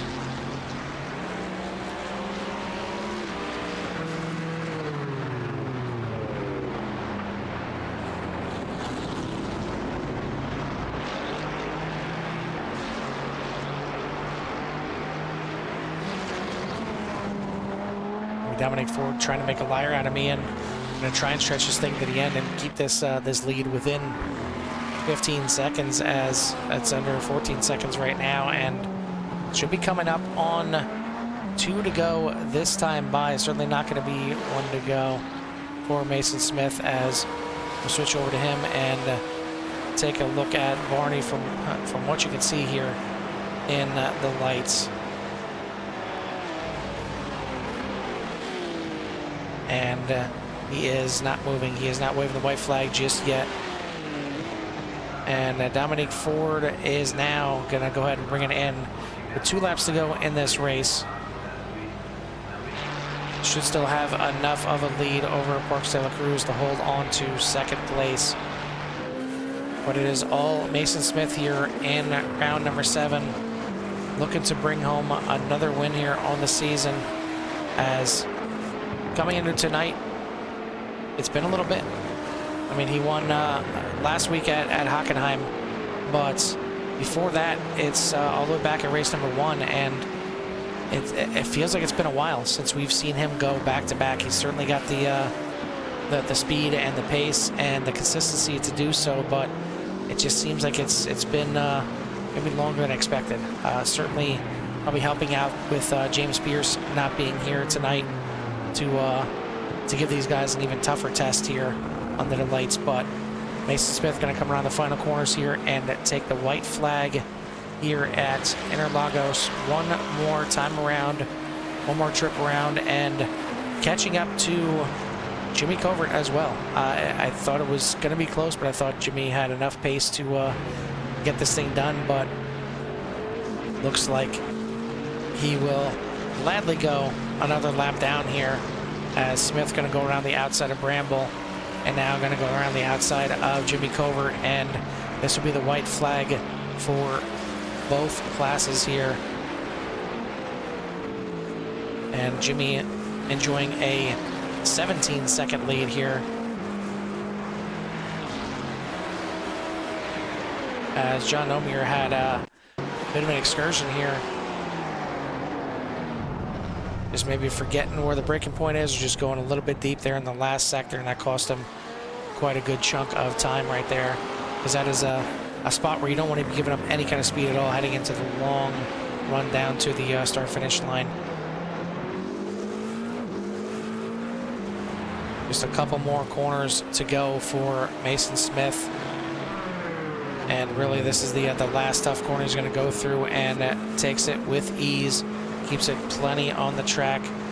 The 6 of Mason Smith going to go back-to-back, winning last week at Hockenheim, going to be his 3rd win on the season, flashing the lights for the crowd, for the team, and the 6 back on top and extending his points lead.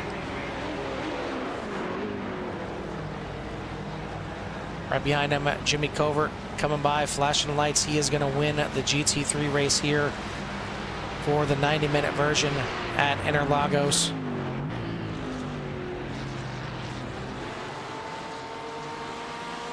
John Omier coming around. He is going to be the next one to cross the line, and he is going to finish in a good, solid 2nd place. Certainly would have loved to be up there on the top step in both of these races, but a good showing here for the 44. Should gain him some more points in the standings and move himself up there. 2nd place for Nominger.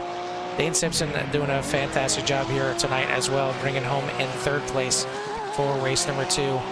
Dominic Ford is going to finish in 2nd for the GTPs, and Mark De La Cruz going to be bringing it home here for the final step of the podium for the GTPs. Acura racing race number 1, and again, just a bit of a war of attrition in race number 2 for these guys, but as is these 30-90 doubles here in the Core GT series, it can certainly throw everything on its head, and it did here tonight. We'll wrap up the finishing order here, get these guys in for some interviews, but before we do, we'll take a look at the results here tonight. And for the GTP class, it is going to be Mason Smith winning by 33, almost 34 seconds over Dominique Ford. Parks De La Cruz, Chris Hamilton, and Tim Ponzi, your top 5. Then you got Tyler Keiko, Sahaj Padiyar, Michael Deitch, and Russell Peterson rounding out the field. For the GTPs and the GT3s, it's going to be Jimmy Covert by almost 19 seconds over John Nominger. Dane Simpson in 3rd, Craig Potter, Kelly Pointer, your top 5. Then you got Tyler Bramble, David Tilford, Abiy Vishwasam, and Michael Biglio not making the start, but he would be credited for 9th place. These guys are already in there, waiting, ready to go. Try and grab our 3rd place guy first and bring him in, as everybody just finishing this thing up.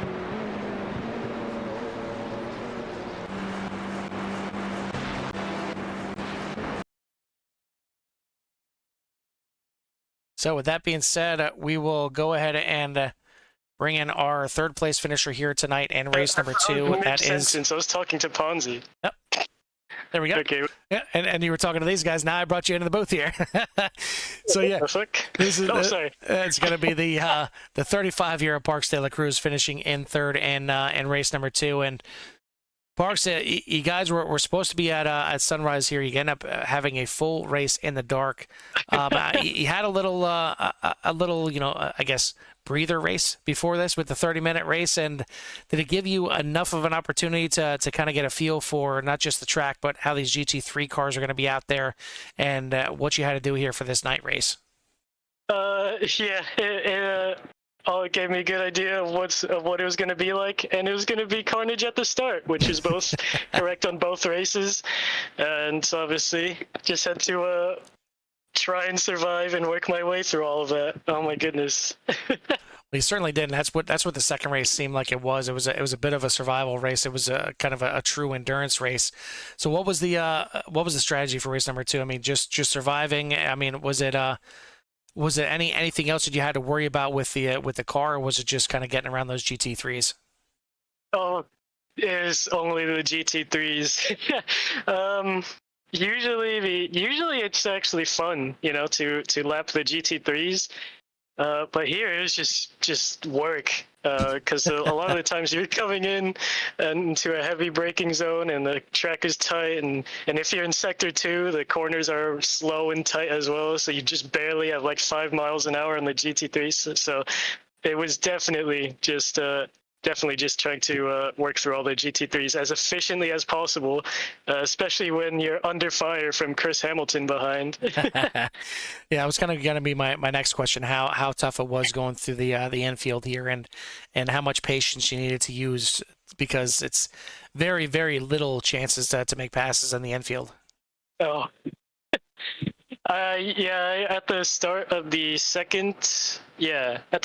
endurance race, I just kept getting passed up by whoever was behind, or I just kept falling back because really bad positioning on a narrow track, and I knew at that point I just had to be patient, because I knew, just like you said, I had to be patient because I knew that I had the pace on all the guys in front of me, and yeah, just a lot of patience to the infield.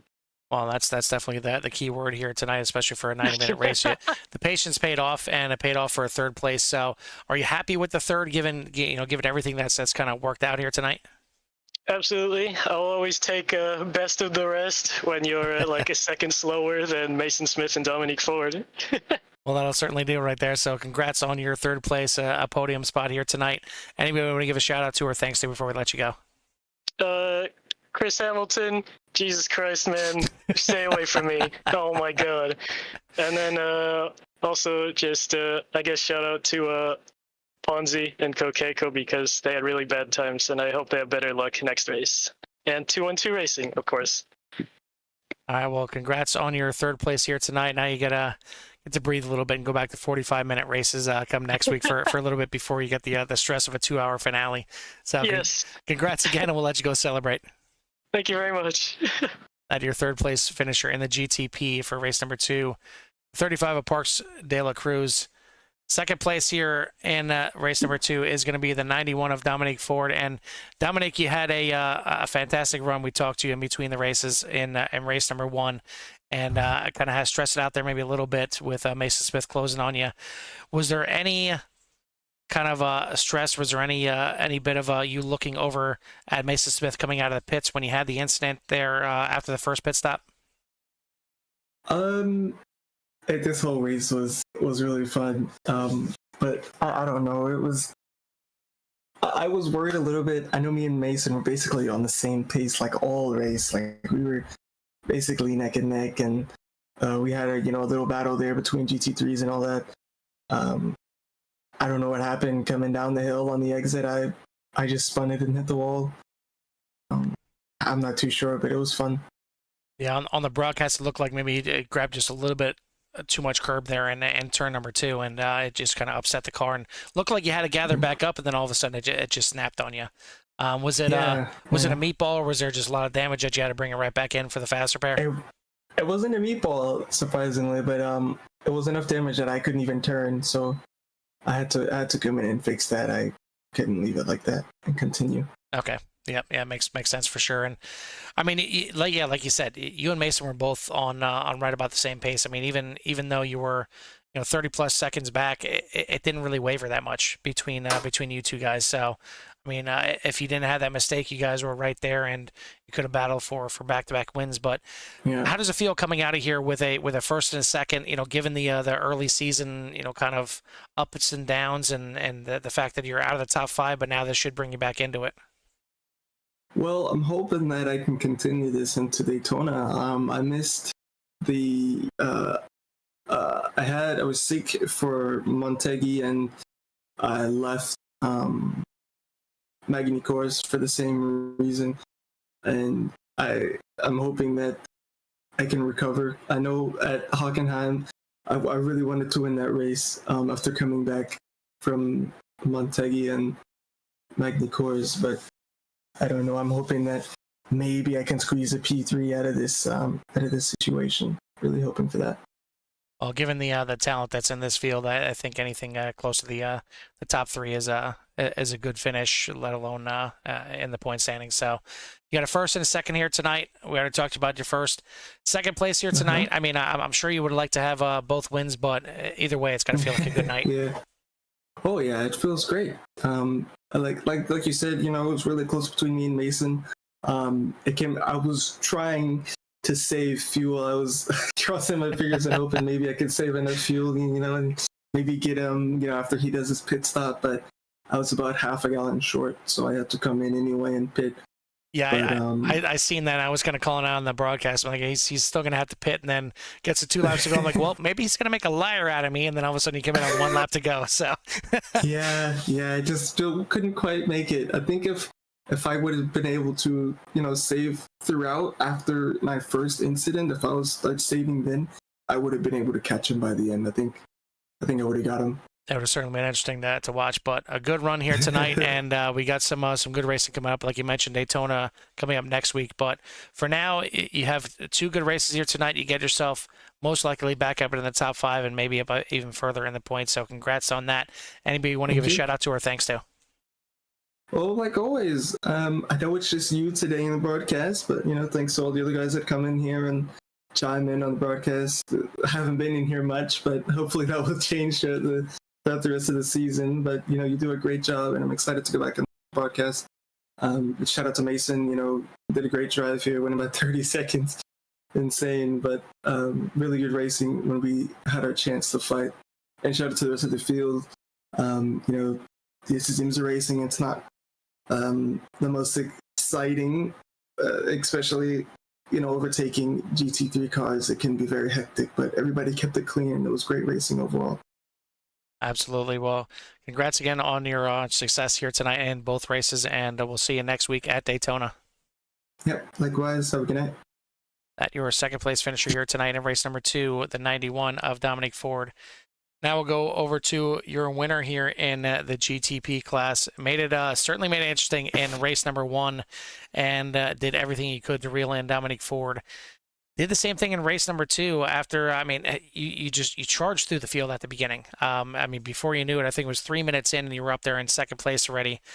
Was the mindset, knowing Dominic Ford had the pace that he had tonight, just get through this field as quick as possible, get to the lead, and try and check out?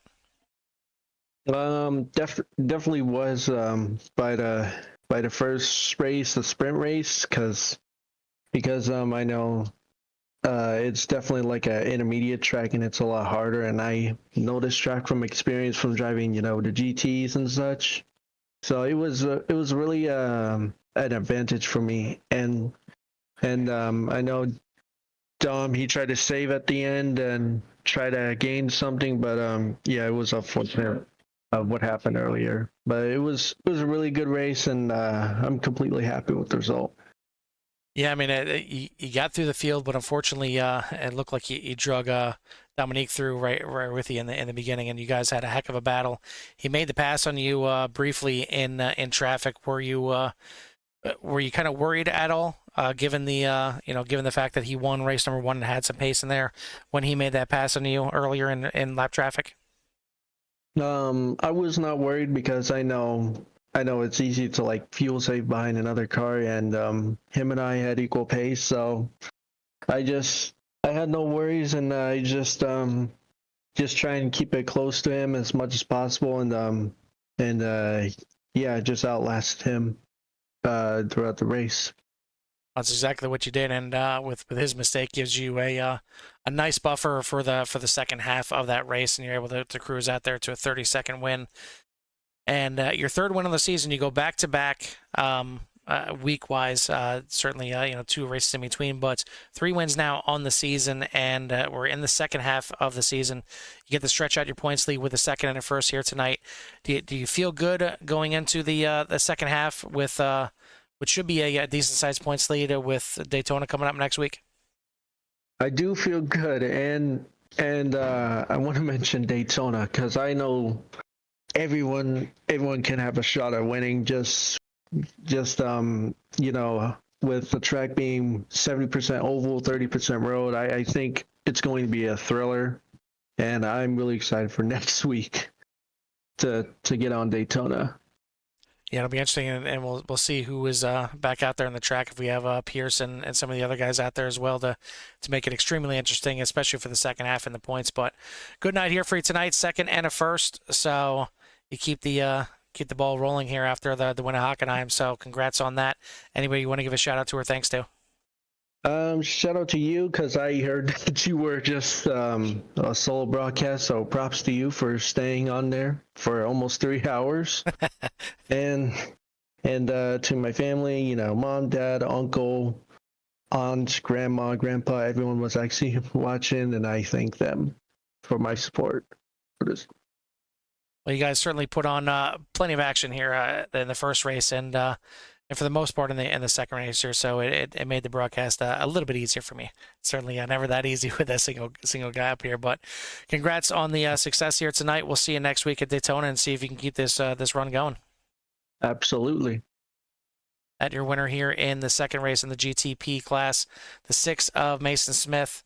Now we'll move over to the GT3 class and going to start off with third place Dane Simpson, and certainly had quite a bit of broadcast in the first race and here in the second race, as well as you found yourself in a battle in both races. First time in the first race there with Craig Potter just going back and forth, neck and neck, and then you find yourself up there in the mix with a 4-car battle early in the second race. So walk me through the night. Walk me through everything that you had to go through, and a little bit of sunset racing and then some full-on night racing. I just really wanted to get that pink car on screen and get some good action to watch back later. It was awesome battling in that first race, and I learned a lot about how the tires were going to degrade, and I just tried to use that into the second race. Really unfortunate. The touch of netcode sent David across my nose early there, and then from there it was just kind of trying to keep it clean because that stacked up quite a few X off the start. So it was just trying to stay as clean as I could and get it to the finish line. So you come into the night here, third and points. You obviously had your you had your battles with Craig Potter in the first race, but you best him in the second race, and obviously David Tilford having his issues.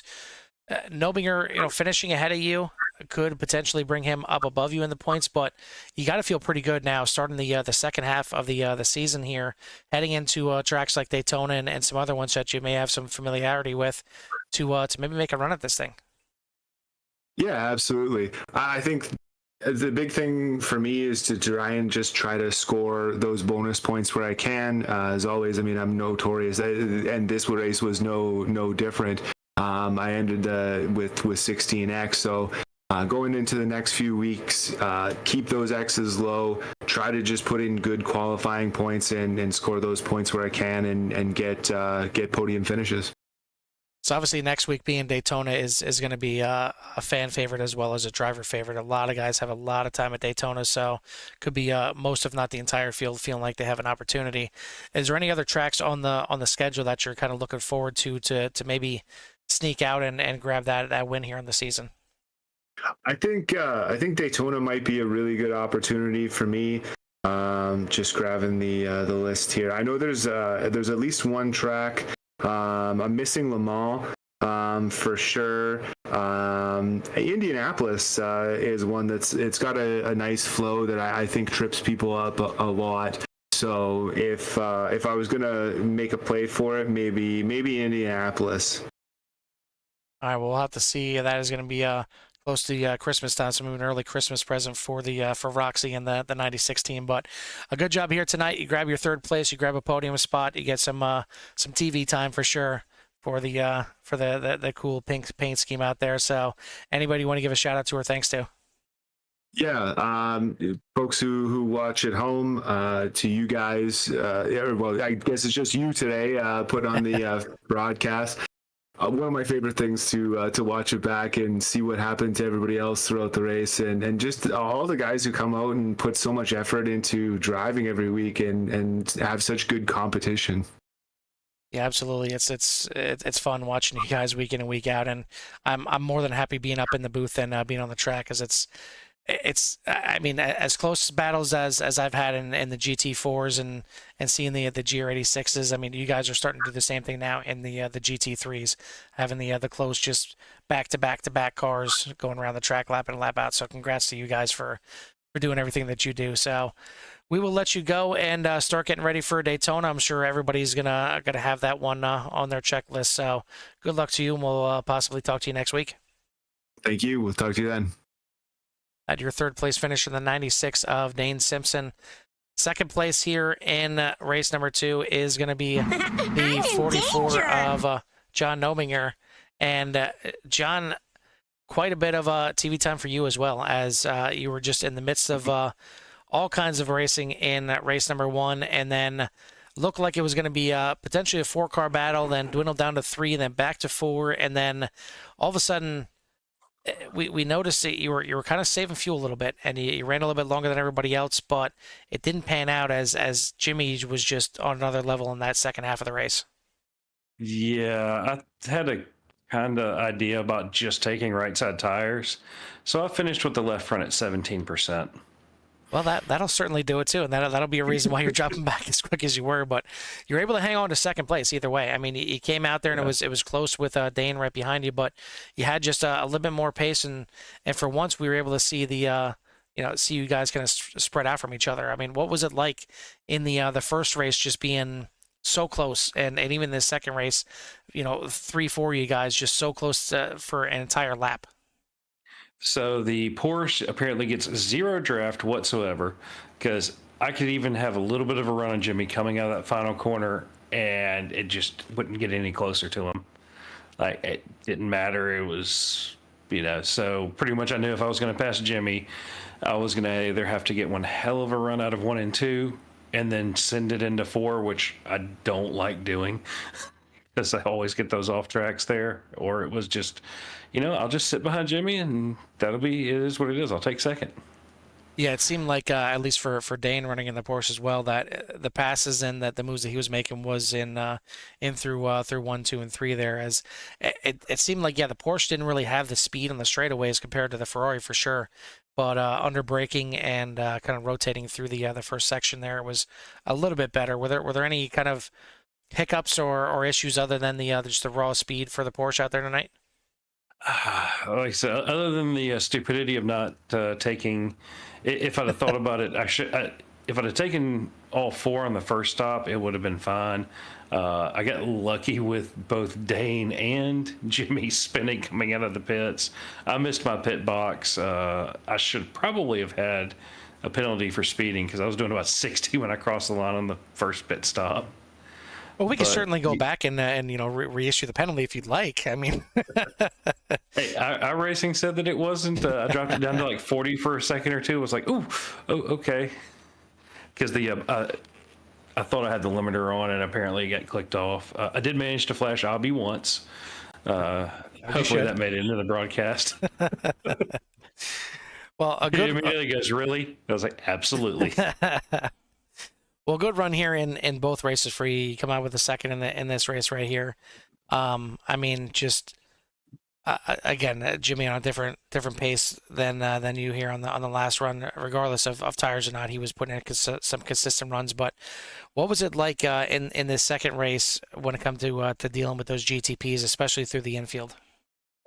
There was one time where I think there's like 4 of them that came through at once. And it cost Jimmy a good bit of time, cost me some time, and let Dane catch back up there. I was just like, I just about wanted to run off the track and be like, y'all just go, I'll come back. But other than that, everybody was second race. Nobody made any crazy dives, so it wasn't too bad, at least for me. Now, I know they were catching me in pretty good spots, but they would seem to catch David and, or not David, Jimmy going into that little complex after 4, and cost him a lot more time than me. and that helped keep me close for quite a while.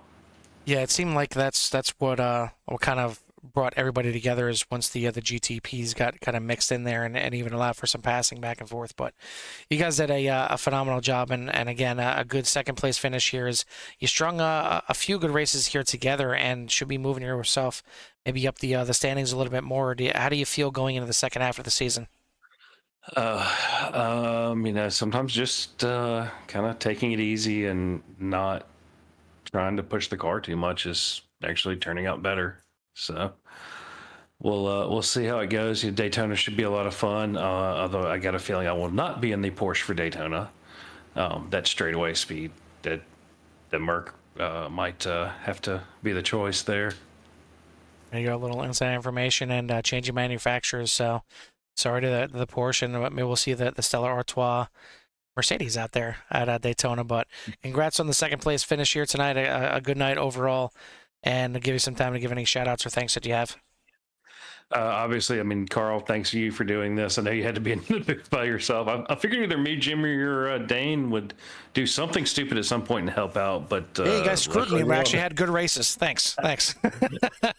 Hey, I knew there was no chance that the 30 of us would make it all the way through, but defying odds for either good or bad. It was a good run for you guys. Yeah, it was a good run for you guys, and I don't mind it. It was certainly entertaining for me, and I'm sure for everybody out there that was watching, they were entertained as well in both races. So, congrats again on the success tonight. We'll see you next week at Daytona. All right, we'll see you. That is your second place finisher here in race number 2, the 44 of John Nominger. Finally, the man that could have potentially won both races here tonight if it wasn't for pesky fuel. So as good as the win has got to feel here in race number 2, at what point did you realize you were not going to make it there in race number 1 and just had to bring it in? Why do you got to bring that up? I just No.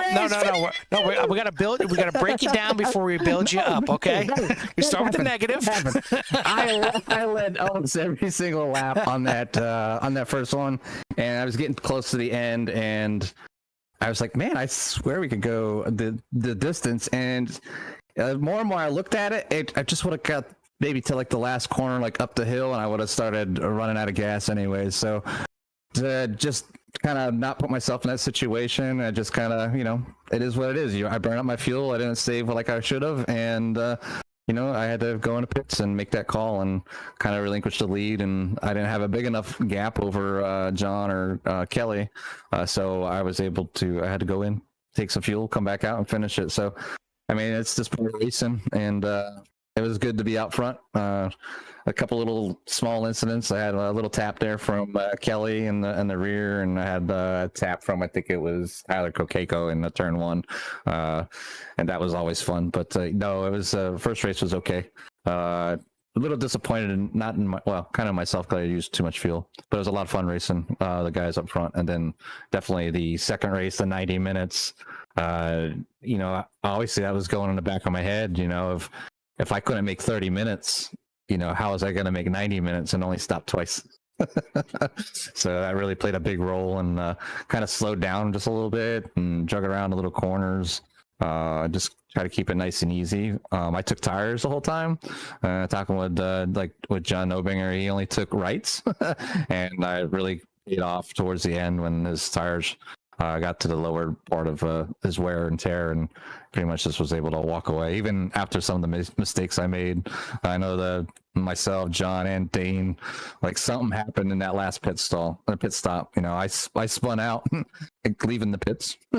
John missed the stall and almost spun out. Dane missed his stall and spun out. So we all had a little troubles with the pits there in the dark, and I happened to have quite a few laps here at Interlagos, so the dark wasn't too much of an issue, except turn 6, that sharp right-hand turn going through the S's. But it's a lot of fun, and I can't be more happier to walk away here with could have had 2 wins, but at least 1.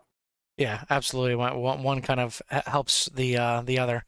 But I think one of the problems that you weren't able to save fuel in that first race was just the close battling and the guys being right behind you. I mean, a three-way battle up until you had to make that pit stop. Just unbelievable between you, John, and Kelly in that first race, and then it looked to be a four-way battle in the second race. So, what was it like running around those guys? I mean, I mentioned to the other guys, we've seen it in the GR86s, we've seen it in the GT4s, but this is, I think, the first time we've seen this many cars just for that many laps just being, front to back.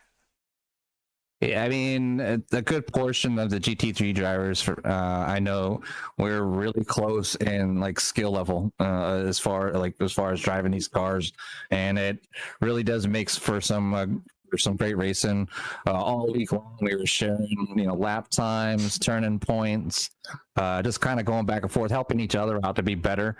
And obviously, the more we race around each other, you kind of learn, like, hey, especially a 90-minute race, maybe now it's not the time to take that little bit of lunge to see if I can take advantage of that, or if a GTP car is checking up and it pushes you wide.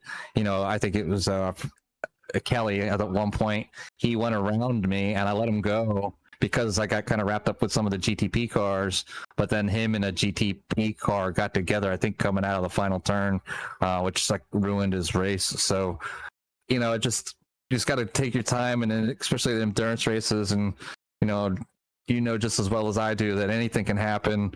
It could be 80 minutes in and then something happens that you don't want to ruin your race, but you try to take those precautions to alleviate those, and just get that spot back maybe a little bit later down the road. You talked about the talent throughout this entire field, and I mean 6 different winners in the first 7 races, with Pointer being the only one to get 2 wins here on the season. What's it like being around some of the other drivers being right around the same skill level, and what does it take to just get that little extra edge over one of the other ones to try and stretch away to grab a win, let alone to be towards the top here for the championship? Well, for me, I have to finish, and I get wrapped up with some kind of net code or just self spin. Found some things wrong with my equipment that I fixed, and it definitely helped a lot today. Like, I would still do a couple minor tweaks as the position of my pedals are a little thrown off, and I had to basically take my whole gas and brake pedal apart to repair it. But yeah, it's practice, and I'm fortunate enough to have the time to get out there and share what I find with the other drivers. It's kind of help them out, because I know not everybody has the opportunity to maybe sit down for an hour or two every night or during the day to get some laps in. But definitely the practice helped me today, and it helped me at the other tracks too. But just I wasn't able to put them together, and finally today things just kind of went my way, and I was able to get the Ferrari up to the front and just kind of hang on to it. So we got some tracks coming up on the schedule that a lot of people will probably have some experience on, especially next week at Daytona.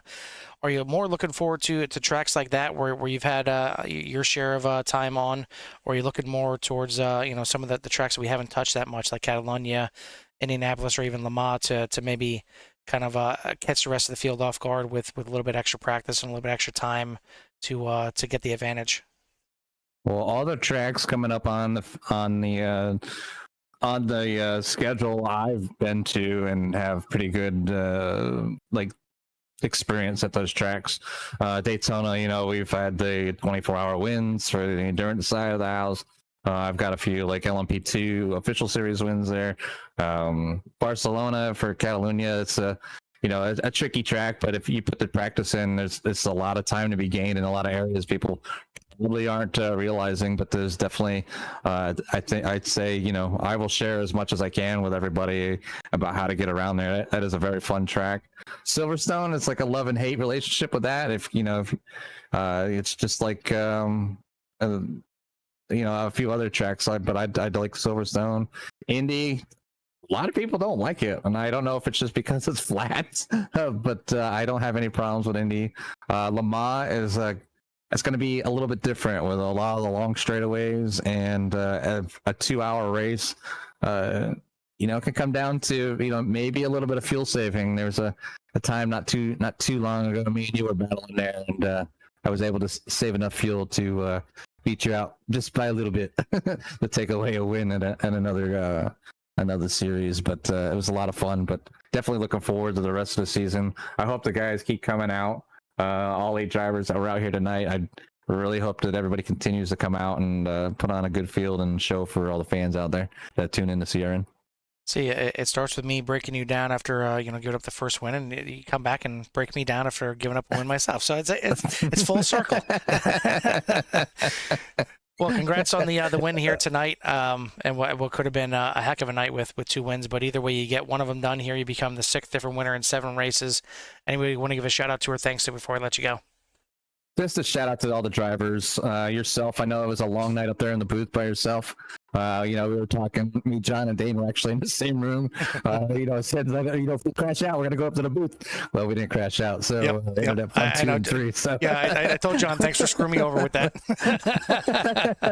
So a big thanks to you for putting it on so the friends and family can watch, and any other drivers can get out there and see what's going on, not only with Core, but with CRN as well. So you pat yourself on the back, because that's just as hard as racing at times. So, but anyways, look forward to next week, and hope all the drivers show up, like I said, and we'll just keep this thing going. Absolutely, yeah. Daytona should bring out the majority of the people. Anybody that has any kind of experience is probably going to want to come out and thinks they have a chance at that one. But congrats on the success here tonight. Hopefully, you can continue that going to Daytona and the rest of the season, and maybe we'll see if you can scratch your way back into this points battle. Yeah, we'll see what we can do. I had to miss that first race. So I had to go to my brother's wedding, and that was a fantastic time. So with 2 races dropped and a few bad races, I don't know what my chances are of getting up there, but we're going to try. We're going to give it the old Hail Mary and see if we can get this 14 CRN machine up to the front a couple more times. I mean, just consider those races you missed a nap, and that'll definitely give you the chance that you need right there. But I mean, with the drop races coming in, it'll be interesting to see how these points shake up. But we will maybe give you a chance to get some more TV time next week at Daytona, and maybe we'll talk to you again. All right, we'll talk to you later, Carl. You're our winner here tonight in race number 2 with the 14 of Jimmy Covert, and I mean, a good night for some of these guys, a bad night for some of these guys. You take a look at David Tilford, certainly not the night that he wanted to have coming in here as a points lead, and never know, could potentially even be losing it, all depending on how these points shake up in regards to the drop races. We'll see how everything turns out with that, and we'll have the updated standings for you next week. But been an interesting one here tonight. The sprint race certainly put on a heck of a show with a lot of battling, and for the most part, the 90-minute race didn't disappoint as well. Hopefully, you guys like the entertainment here tonight. We should be back in full throat with both me and Dylan next week at Daytona, as that is certainly going to be a great race. Looking forward to that one for most of the season so far. So hopefully you join us out there for that one. If you haven't done so yet, hit that like and subscribe, and make sure you tune into everything that CRN has to offer, because just about everything that we have has some excellent racing out there. And certainly if you're a racer out there looking to get in the series, all these series still have openings and you can get in anytime you want. Thank you to the sponsor here, Excel Services. But that is going to do it for by myself here at Interlagos. We'll see you at the track.